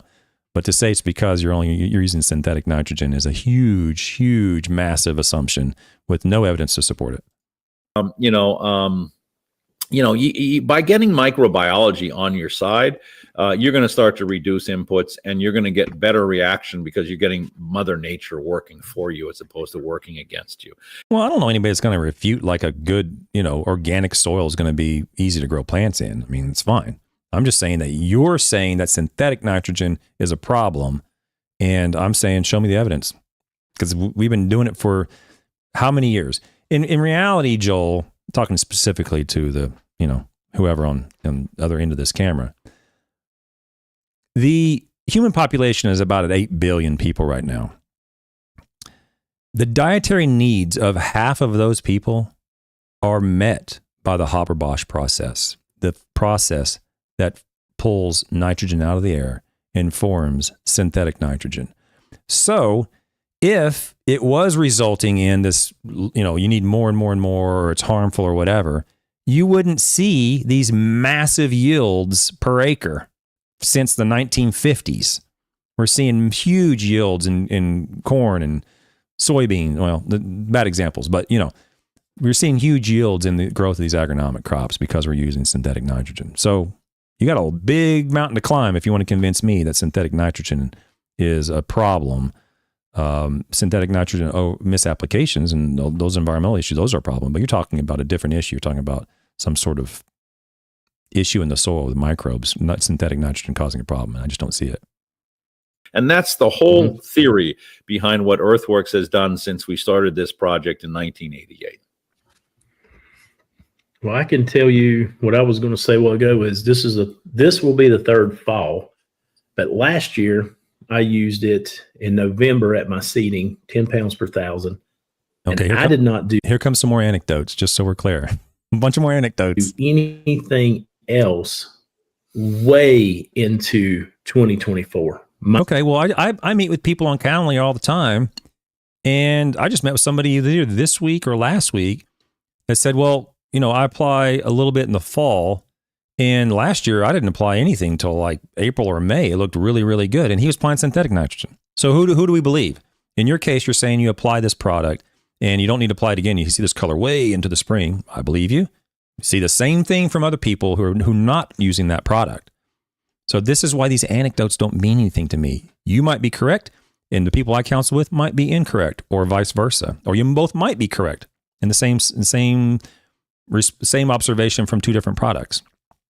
Okay, so again, just more examples of anecdotes don't mean anything other than it's an observation. I'm blown at the color and the growth. Yeah. Now, once the color started to fade, that's when I went into the C3 and the Protein Plus. Color came right back, and I didn't really need a granular because I already have plenty of growth. And I have never met a fertilizer company that would tell you that you will use less and less of this product as you pretty go. Stupid, isn't it? It's pretty stupid.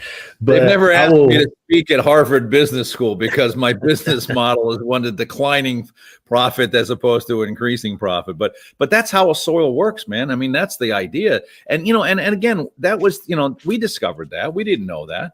I'll tell the story as well. I mean, the superintendent was, my first client was this golf course, and we had written the normal program of 4 pounds, 4 applications a year, like we were all taught, 4 pounds of nitrogen a year, 4 times spread out over the season. And, and at that time, I'm a young punk and a horrible businessman. And he was my entire, he was my entire business. And so, I'm looking at my ledgers and realizing, oh man, I need to pay some bills. So I called up Tom and said, hey, it's time for that third application. And his response to me was, I don't need it. I'm like, what do you mean you don't need it? Look at my ledger. Of course you need it. I got to pay my bills. And he gets me out there. We're driving around and I'm looking around. I'm like, damn, you really don't need this. I learned an awful lot right there. I mean, it was humbling. But we have guys that work on golf courses, which are some of the highest pressures, that are working on less than 2 pounds of nitrogen a year because they've got the soil working. They've balanced. Well, I have that too. We're just using soluble products, or synthetic products, not all soluble. Synthetic nitrogen. Doesn't mean anything. You can achieve the same thing. It just what you're saying is that you're implying, at least implying, that this can only be achieved by using this sort of carbon-based approach. I'm sure it probably can be achieved using these carbon-based approaches if you're applying the right amount of nitrogen, but it can be achieved much less expensively just using the standard synthetic nitrogen sources. We see it all the time. I counsel with people all the time to say the exact same thing. Yeah, it looks good. I don't need to apply it. It looks good. I'm lowering my rates. I just spoke to somebody yesterday where was he? Oh, he's from Maryland. And I was asking, he's in lawn care. I was asking, well, how much do you use annually? He's like, I'm probably around 2 pounds, what did he say? What, actually, I wrote it down. I think I tossed it. I think he said around 2 pounds, maybe said 2.5 pounds. I'm going to get it wrong. 2.5 pounds. I'm like, good. And he started off higher and he's been lowering it down, fine tuning it, self-calibrating his nitrogen for his location. That's exactly what you should be doing. And he's not using your carbon-based products.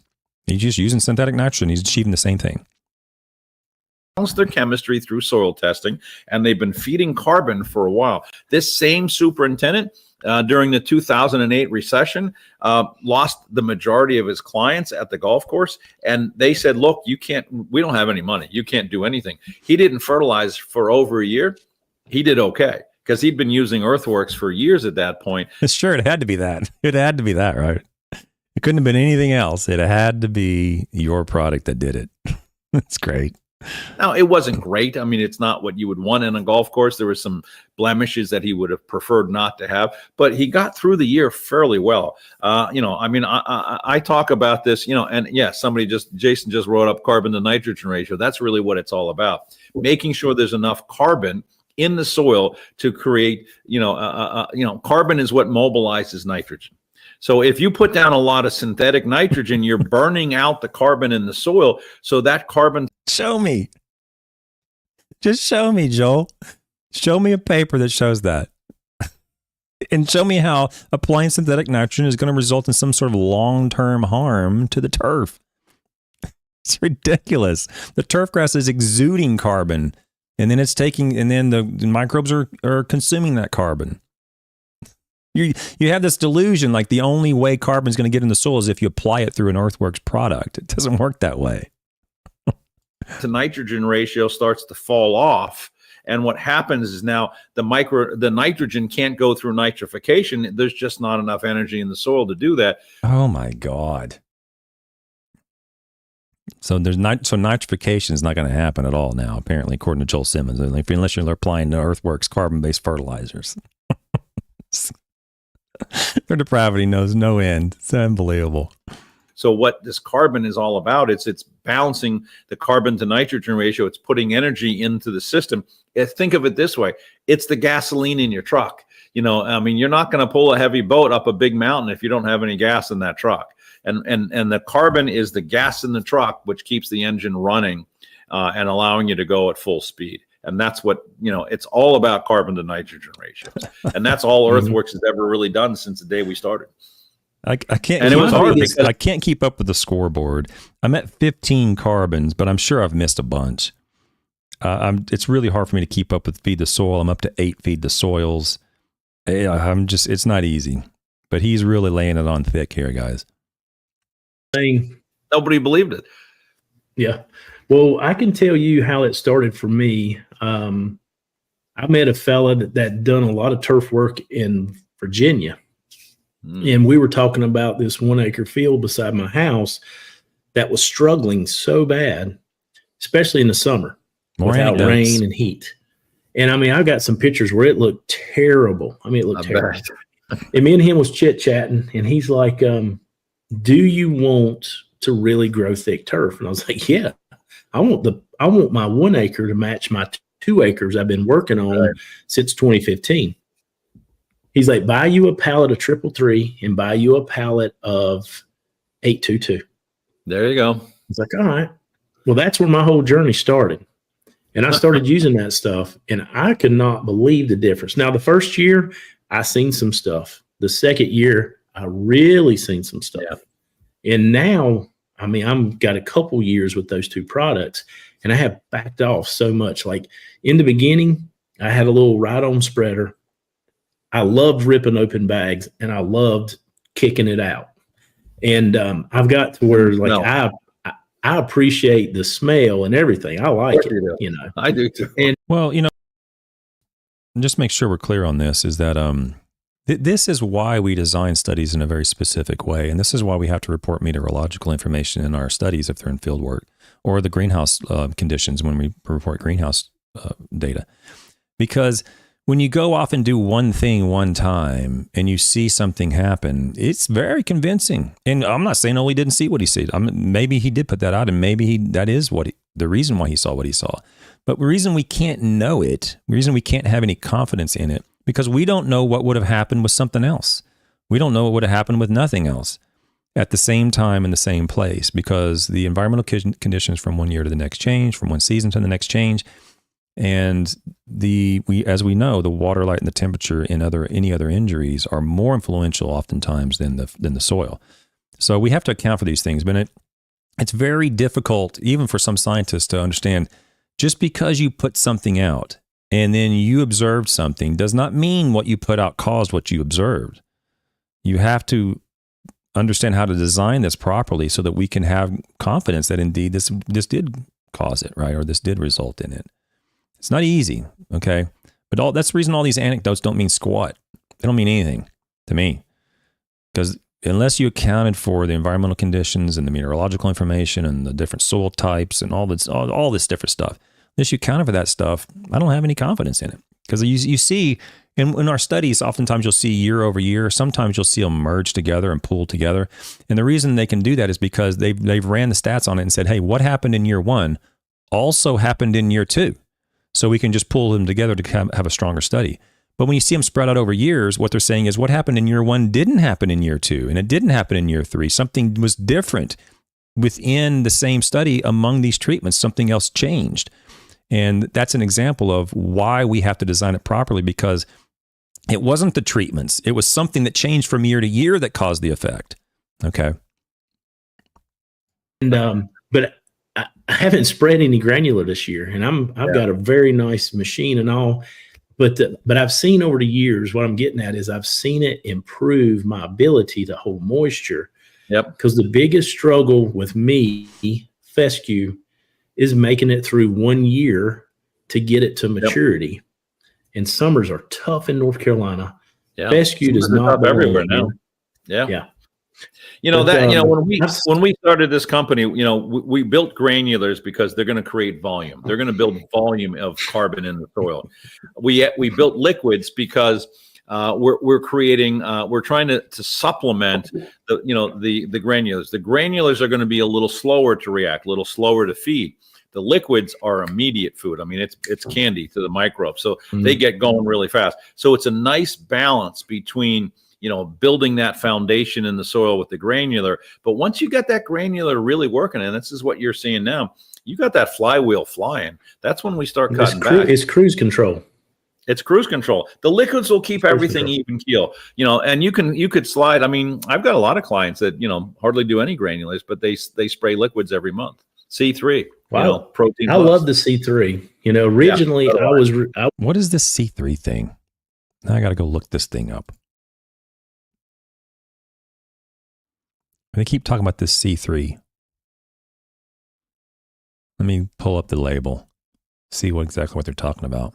I mean, if it's got a bunch of iron in it and a bunch of nitrogen in it, then I don't have any doubt. Okay, here's the label. C3 soil conditioner. It says it has, it's humic acid, 4% humic acid, 12% molasses, and 7% kelp. So it's just another biostimulant liquid package, probably sprayed at such a low rate, you're not going to see anything unless there's a very specific type of stress. C3 is designed to feed soil microbes and is intended to be used as part of a professional management of soil. Yeah, I mean, it's just humic acid, molasses, and kelp. So I'm not sure exactly. I mean, yeah, maybe you would see something if you applied that in the right time of year with the right stress. I suppose it's possible.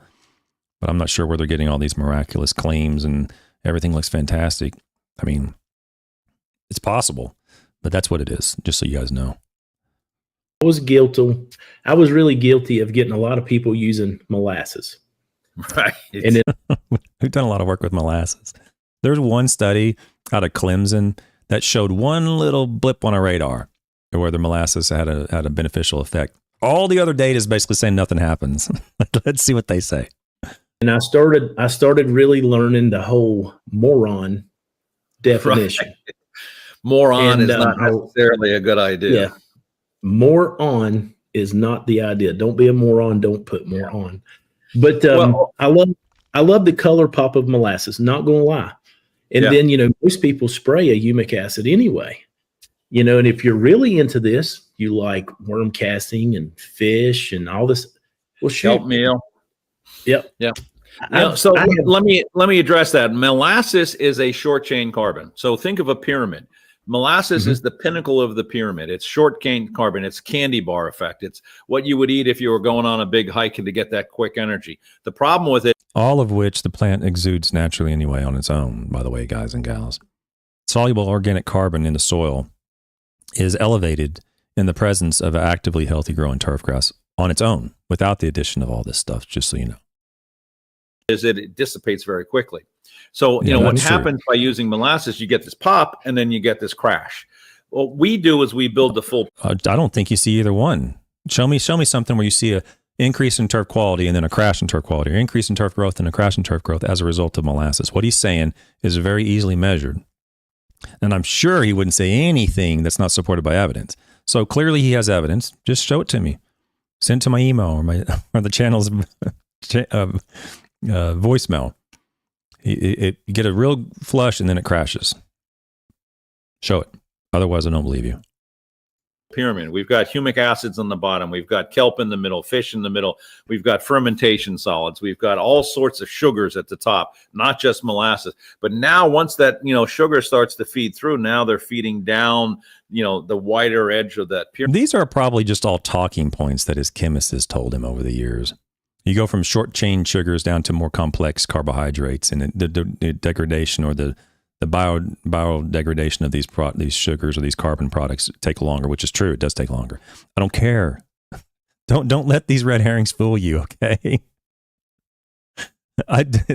These are all just, they're saying things that are true, that carbons will break down quicker based upon their complexity and so forth. But I don't care, because what I care about is the turf response or the turf quality or the density or the acceptability of my turf stand. That's what I care about.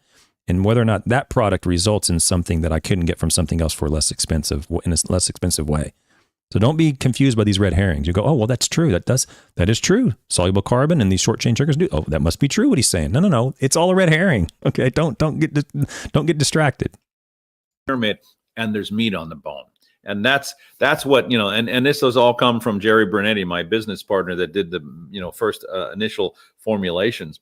He knew that, again, it's a systems approach and that we needed to feed in a pyramidal approach. If all you're doing is feeding short chain carbons, you're going to get this crash really fast and you're not going to be sustainable. The process of building that pyramid is going to be sustainable. The other thing that I will say about that product is cleaned up my shelf in my garage. Yes. Because I'm not buying all these different products in different jugs. I buy one jug. Yeah. So, and the I thing don't have to figure out the ratio. It's figured out. And the thing about that, Oli, is that, you want these all to work together, but you want them to work, symbiotically.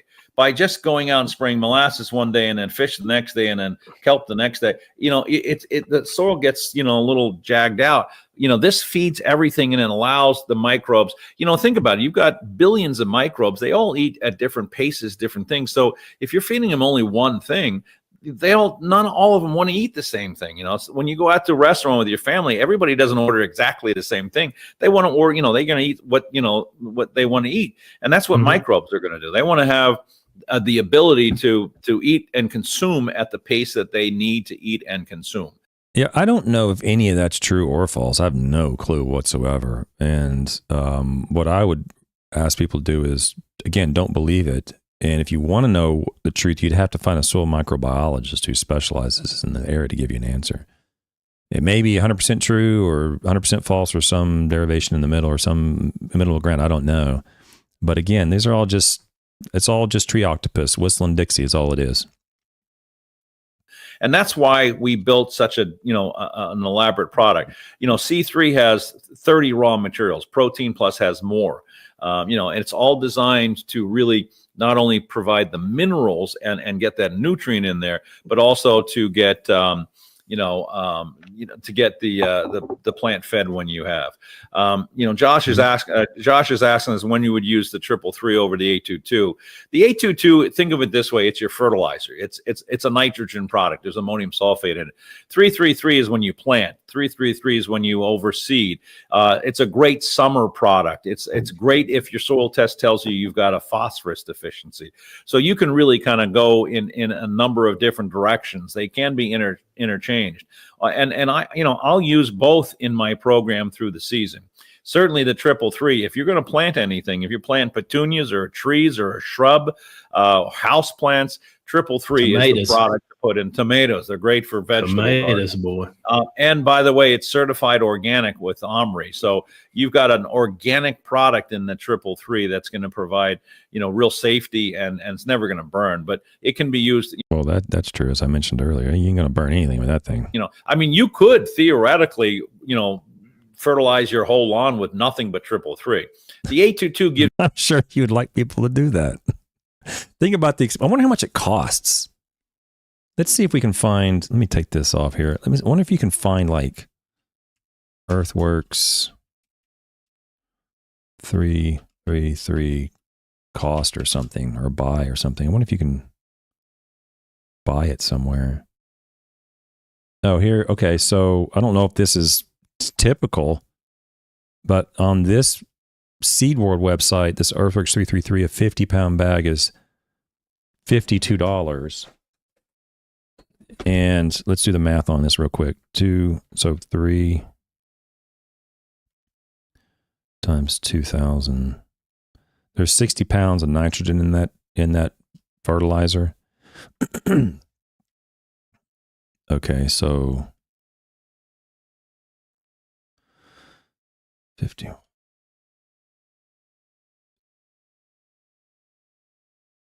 You're looking at, wait, no, there's not, no, it's at 3%, sorry, 3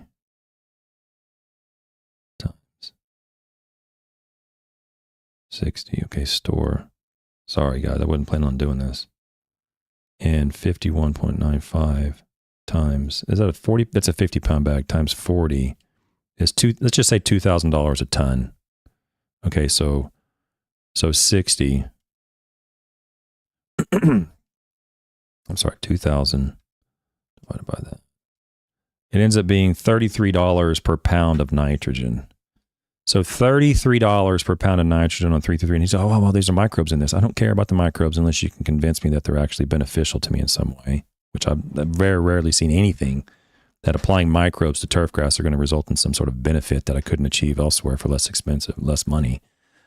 So you're spending roughly, and urea is going to be a little less than $1. So ammonium sulfate is going to be about $1.50 or something a pound in, something like that. I don't know what you're going to pay for it, but that's going to be somewhere around that number. So you're paying roughly about, let's just say between 20 and 30 times as much money for the nitrogen you get out of this product compared to the nitrogen you'd get out of just a synthetic nitrogen source. So clearly, he's interested in convincing you that you need this because you can't possibly have ever got the response from just a synthetic nitrogen source, as Joel has said. It's the long-term use of synthetic nitrogen is going to degrade, and it's going to take more and more and more. So that's the fear-mongering, that's the misinformation, and that's the problem. And now he's selling you the solution to that problem, the imaginary problem that he created. Gives you a little bit more pop. It gives you a little bit more recovery. It gives you a little bit more push. It'll help you fill in a little bit better if you're getting thin. So, think of the 822 as high octane. The 333 might be a plus product. It's just a little bit lower in octane. One thing that I would say I would love for anybody to try 822, especially in my area, towards the end of November, and just see what happens with your cool season turf and see what kind of color you lock in as a winterizer fertilizer. Right. And see how quick you jump back in January, towards the end of January. Okay. Before, I hate to say something or to have that much misinformation on my channel, but whatever. Before you follow that, go apply much of this organic product or whatever it is in late November. You need to talk to in North Carolina. I think Ole's in North Carolina. You need to look at North Carolina State University and see what they recommend in terms of nitrogen applications and their dates, because there's reasons why you don't want to apply nitrogen late in the fall going into winter. Okay, as the plant is going into dormancy and shutting down, you don't want to go out and start fertilizing it. The plant is no longer actively growing. What's the point in putting fertilizer out? And they have this really bad argument to do that. But please don't follow that recommendation. Talk to North Carolina State. There's plenty of people at NC State that are very good at this, and see what their recommendations are, and try to apply within those recommended dates. So if they have a date at the end of November, then so be it. But I wouldn't just assume this and follow it until I confirmed with NC State that they do allow that, either legally or it's a BMP practice according to NC State. Yeah, you're setting me up for this one, and I appreciate that. It's what we call the dormant feed or the winter feed, and what happens is that at the end, guys, we're definitely going to pull up the criteria for BS disorder, and we're going to go through it and see how many boxes we got. Dormant feeding and winter feed. Just so you guys know, dormant feed is a made-up term that does not exist. Dormancy is a state where the turf grass no longer has any cell elongation or any cell division, but it's not dead. Okay, so there is no growth. Okay, it's dormant. All right. So there is no feeding. It's not taking up any food. Now, what he's going to claim, I think, I don't know, I don't remember what he says here. He's going to dormant feed the microbes. Okay, and we're going to be the first ones out of in the spring. We're going to be the last ones to go in the fall. I know. I've heard this story. I don't know how many times. Okay, and when we go in and we measure this, and we've looked in the fall color retention and spring color, and we've looked at all this stuff. Every now and then you'll see something on the radar. Okay, but the concept of you're going to see this massive flux of color because of the carbon in the fertilizer is complete nonsense. We don't see any evidence to support that. There may be because you applied a bunch of nitrogen in these products, or because you applied a bunch of phosphorus whenever the phosphorus was deficient.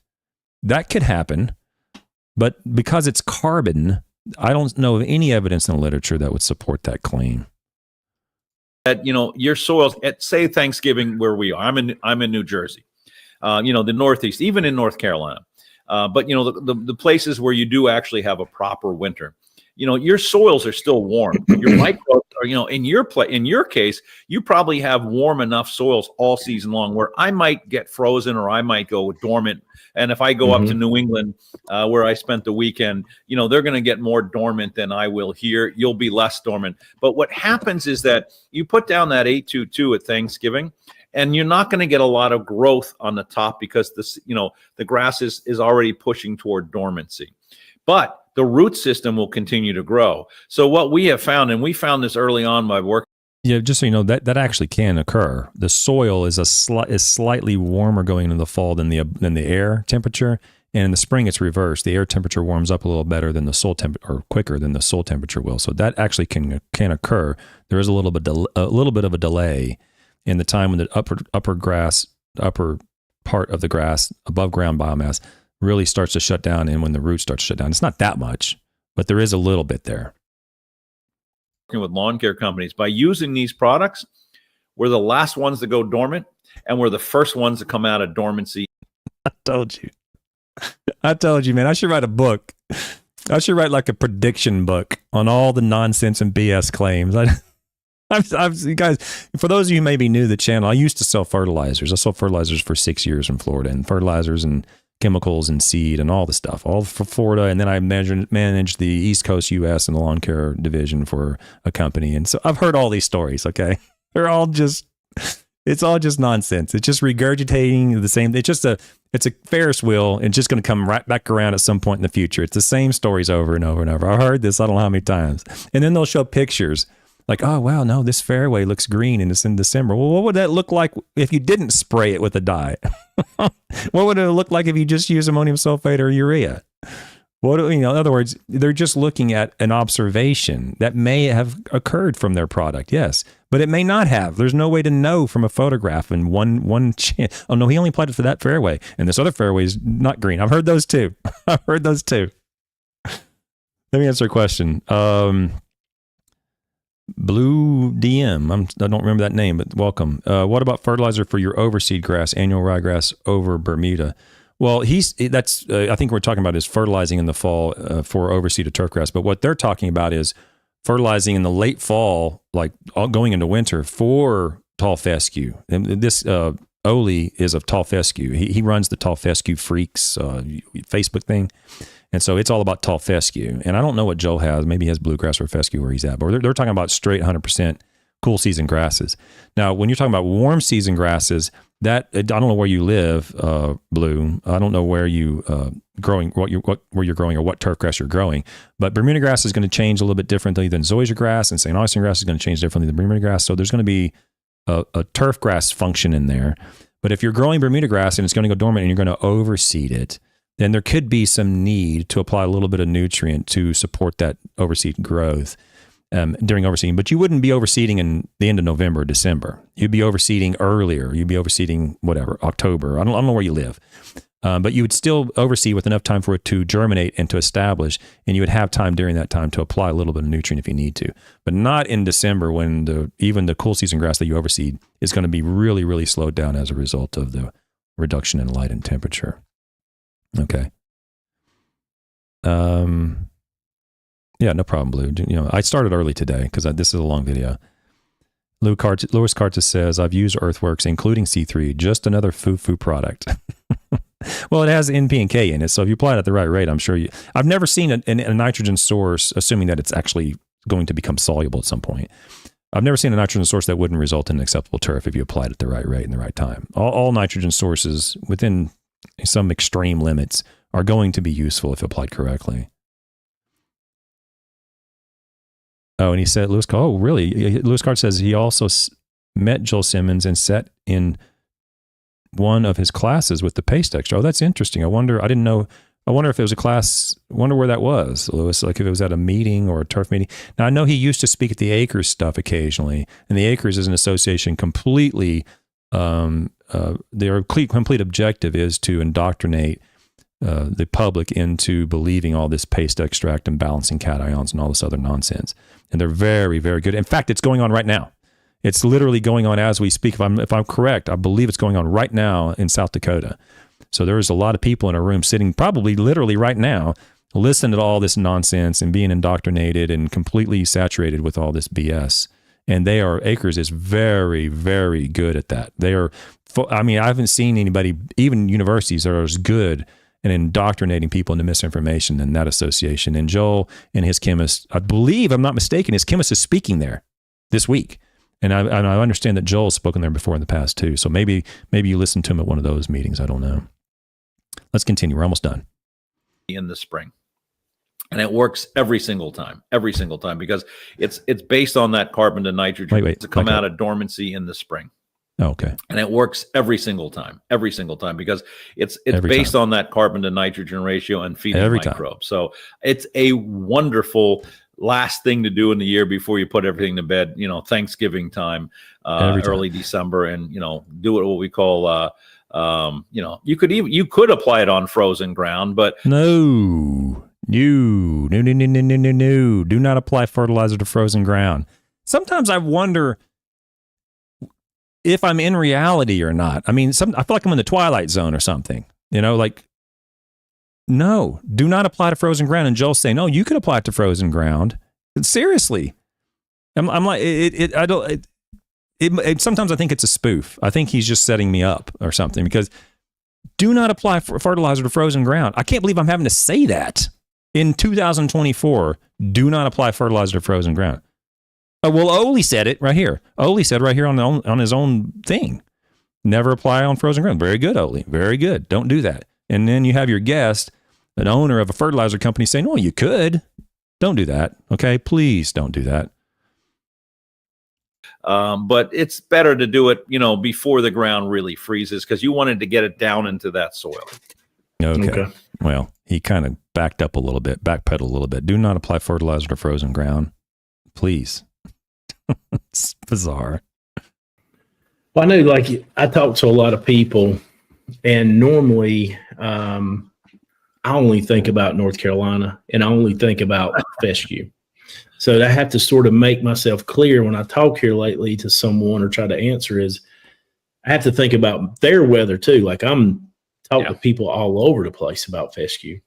But I know that if you end the year with that 822, it's great, Dormant. You lock your color in, and then we can we make it really close to making 12 months of mowing and stripes here. Almost. Oh, really? Oh, good. January seems to be the worst. January, February. Yeah, depending on what the Mother Nature is doing. Yeah, I can see that.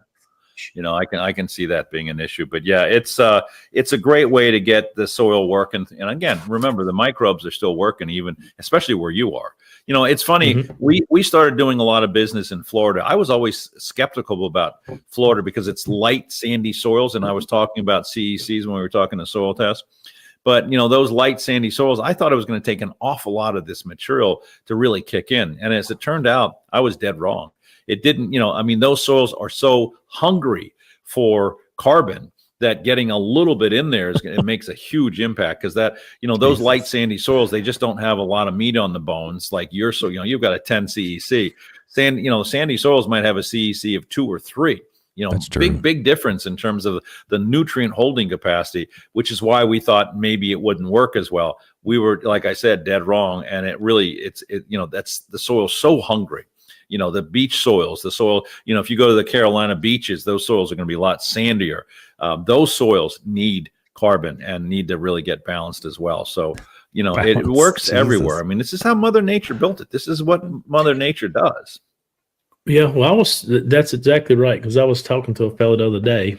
I mean, he just said, he's talking over himself. Like, he said, Florida's, and I marked it in balance. And he said, they need to get balance. I mean, if you back up, and even one of the books behind me on the shelf, I mentioned on the show, their own BS book called The Art of Balancing Soils, and their own papers that are flawed, but they'll say, balancing soils doesn't work on soils with CEC less than 10. I showed it last episode on this thing. Pulled out the book. It says greater than 10, it works. Less than 10, it doesn't really work that well. And then he just said Florida soils that have 2 or 3, but no, they need to be balanced. It works. The carbon works, but they need to be balanced. I mean, it's hard. Whenever you're, I'm not talking specifically about Joel here, just in general. Whenever you're lying, it's really, really hard to keep all your lies straight all the time. It's a web that you weave, and it's really, really hard to keep all the lines untangled because you're completely full of crap. But what it is, you're full of it. And whereas when you're on the truth and you're interested in the truth, if something comes along and says, "Hey, this is not correct here," you're going to go, well, explain it to me. And if I'm not correct, I want to know if it's true. Well, you don't care about the truth, then you end up going down these roads where you're BSing people and lying, and you can't keep your lines crossed, or you can't keep your lines separated. They're always crossing. And that's what he's saying. And even in that example, Florida soils, it works great. The carbon works great. South Carolina, sandy soil, light soils, seed 2 or 3. They need to be balanced. He said, his own BS scientists, his own book that they follow says it doesn't work on less than 10. And he was asking me, the 18-24-12 starter fertilizer that everybody uses versus 333. And he's like, I'm skeptical of the low NPK numbers. And I said, well, just think about something. Before men ever roamed the earth, and before we ever done anything, what pooped on the ground and what made stuff grow? What was here? Exactly. You know? Yeah, that's true, Oli. Absolutely. The Egyptians and Chinese used human and animal waste and plant waste to grow plants. And then the human population stayed flat basically until like the 1940s and 50s, whenever the Haber-Bosch process stopped generating components for explosives. After World War II, we had this massive pile of ammonium nitrate for use in explosives. And we had to use it somewhere, so they started putting it on crops. And the the growth of food crops just exploded. And like, holy cow, we can grow a lot more food on an acre. So yes, you can grow food with the natural organic. Yes, you can grow turf grass perfectly well with this 333 and this 822. You can grow fine, no problem. You're going to grow it with a lot of money, and you're going to waste a lot of product, but you could do it. But that's not going to feed the human population. Okay, synthetic nitrogen is perfectly fine, and the human population requires it in order to sustain half of their dietary needs. Okay, don't be delusional. Don't think, oh, it's synthetic nitrogen is a problem. I'm okay not using synthetic nitrogen as long as everybody on Earth is also okay saying, well, okay, we're not going to use synthetic nitrogen. We're only going to use natural organics and these natural bugs in a bag products. As long as everybody understands, half the people got to go. Okay, if you're a husband and you have a wife and 2 kids, you got to look at your wife and 2 kids, and 2 of those people got to go. Because half of the dietary needs of the human population are met by synthetic nitrogen. Just reality. So this is all just fear-mongering and misunderstandings of the value and the importance of synthetic nitrogen in our world. So, well, man, I think we got a pretty good... Oh, good. good bit of no, man. I'm loving it. We'll have to catch back up and do a few again. more. Yeah, that was just fun.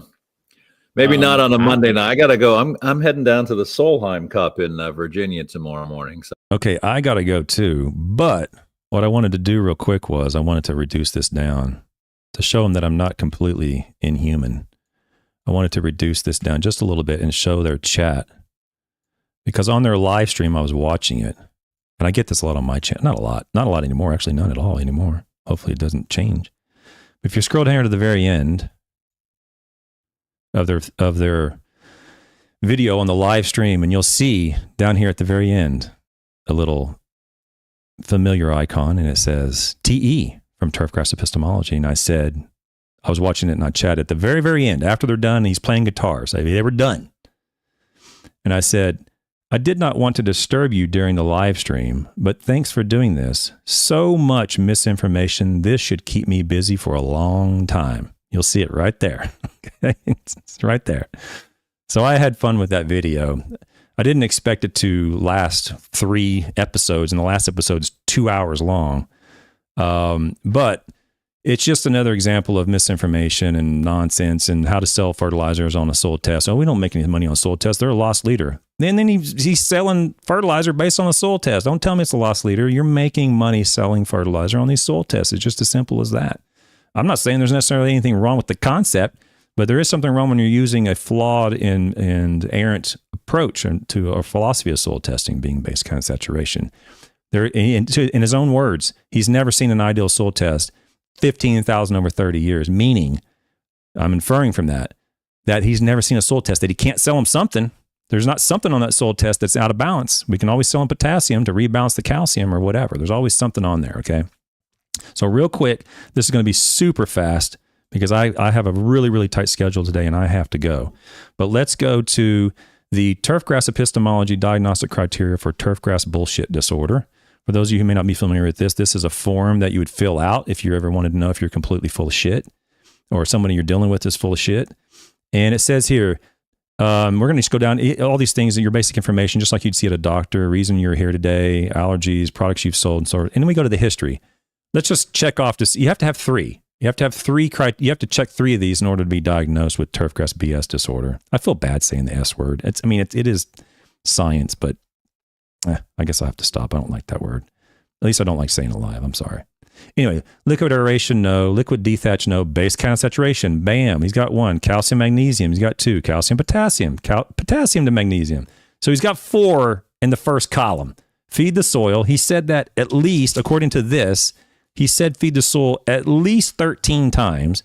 Dormant feeding, he said once. Winter feeding, remember he said that once. He talked about saturated paste, he said that once. I don't think he said gypsum to loosen the soil. I'm not sure if he said that or not. Gypsum to reduce salinity, nanobubbles, ozone, boron, molybdenum, molasses. He said molasses. That was it on that. And the work history. Don't feed the turf, feed the soil. He said that. You need to balance your soil. He said that. Lime can lower your soil pH. I don't remember if he said that in this video or not. I know he has said that in the past, but I don't know if he said that in this video, and I can't recall off the top of my head. Let's see. Your nutrients are locked up. I don't remember him saying that. Gypsums will lower your pH because of soil. No. Granular iron, no. You need a micronutrient package, no. You need a good microbial package. He didn't say that, but he's selling that 333, so that's what that is. Acidifying agents, no. Structure. I don't remember about the magnesium. I know he has said this in the past, like excessive magnesium results in compacted soils. I don't know if he said that in this particular video. And then plants are not sensitive to soil pH. Now the scientist that he use a book by a scientist that said that plants are not sensitive to soil pH. That's the William Albrecht quote. Remember that the book that he uses is this Art of Balancing Soils and all this other stuff from William Albrecht. And remember, William Albrecht said in the Albrecht papers, plants are not sensitive to soil pH. You got to remember that. That's who he's relying on as for his information. So we got 1, 2, 3, 4, 5, 6, 7, 8, 9, 10, 11, 12. Okay, 12 criteria he meets. Now, he clearly is the most, he's suffering greatly. Joel Sim is suffering greatly from turfgrass bullshit disorder. And it really encourages you to go seek help. You really need help. Go to a library. The books there are known as bullshiticides. They're very good at eliminating a lot of the BS that you're suffering from. So please spend some time in a library. I really hope you seek some help. And maybe we can progress forward in an evidence-based manner. But yeah, clearly he's the most he's the client or the patient that I've seen suffer from BS disorder the most so far on this channel. I mean, you're looking at 4, 5, 8, 9, 10, 11, 12. Is there 12? 6, 7, 10, 12. I mean, that's severe. That's a severe disorder right there. So pretty clear. Okay, tonight we're going to be going over some comments and emails. It'll be fun. There's not a whole lot of hate emails. There's a couple of comments on a video that I'm going to go over. That'll be fun. And then there's some questions about Dr. Michael Woods was brought up on an email. I'm going to address that tonight. I'm going to address some of the grass factor stuff tonight. And there's some emails and comments and just various things that I'll be going over tonight at 9 p.m. Eastern Standard Time. And that'll be the last episode for season 2, 2024. I'll start again in the middle of January sometime. So please don't forget to like and subscribe to the channel and like this video if you don't mind. I really appreciate it. And that's it. All right, guys. So I don't see any questions. Oh wait. So Todd's Real Lawn says, wouldn't they also burn a lot of stuff on old plots? Doesn't that help greatly? Great show. I'm not sure what you mean. Maybe I forget sometimes if what I've said, what that comment was about. I'm not sure what you mean by that. I'm sorry, Todd. I'll maybe text me or send me an email. Maybe I can help you with that. And then Randy, I don't know who this Andrew McGuire person is. I've heard that name before. He says there will be a free webinar with Andrew McGuire today. Go register and listen to him about soil health. And there's about a 15-second delay, Randy. Where would someone go register to that? I don't know where you would go to register for this free webinar today. He says Andrew McGuire is a little bit like myself, but in the agricultural space. I'm going to hang on just for about another 10 or 15 seconds, Randy. If you can just type it in the chat, like where would someone go to attend this free webinar?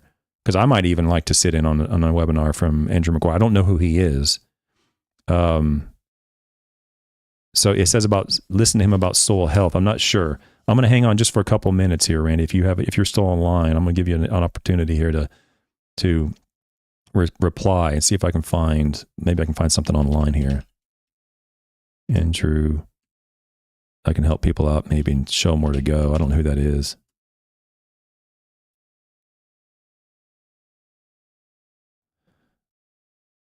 Okay, maybe this is it here from Washington State. I think this is it. December 12th. I think I found it. December 17th. Okay, it starts in about 3 or 4 hours. Let me put this on the screen. I don't know who this is. I hesitate to even do this. I'm going to rely upon Randy. I'm going to have confidence in you, Randy, that what you're saying is true. Okay. And that is here, it says that the Center for Sustaining Agriculture and Natural Resources from Washington State. It says free webinar, how to approach soil health products. Now, I don't know what he's going to say. I'm not recommending, I don't know Andrew McGuire. I'm not comfortable here because soil health is a big fat black box. We have soil health indicators, but I'm not sure how someone would measure soil health. But I'm going to see what he has to say. Andrew McGuire. And it says you would register, you would go to this, just Google free webinar, how to approach soil health with products with Andrew McGuire. It's today from 12 to 1 Pacific Standard Time, Washington State University Extension. Okay, well, maybe I'll sit on that. That sounds interesting. And you can attend, you register. It says free webinar, ideal for farmers, technical service providers, researchers, extension professionals, and anyone interested in understanding soil health from a scientific practical perspective. I like the little spiel there. So, Randy, I appreciate you letting me know about that. And if anybody's interested in sitting in on a webinar for free, talk about that, then you can feel free to jump in there. I may jump in there as well to see what Andrew has to say about soil health and the products. And so I don't know what he's going to say. I don't know him. But anyway, I appreciate it. I'll see everybody tonight on the comments and emails tonight at 9 p.m. Eastern Standard Time. Thanks. Bye.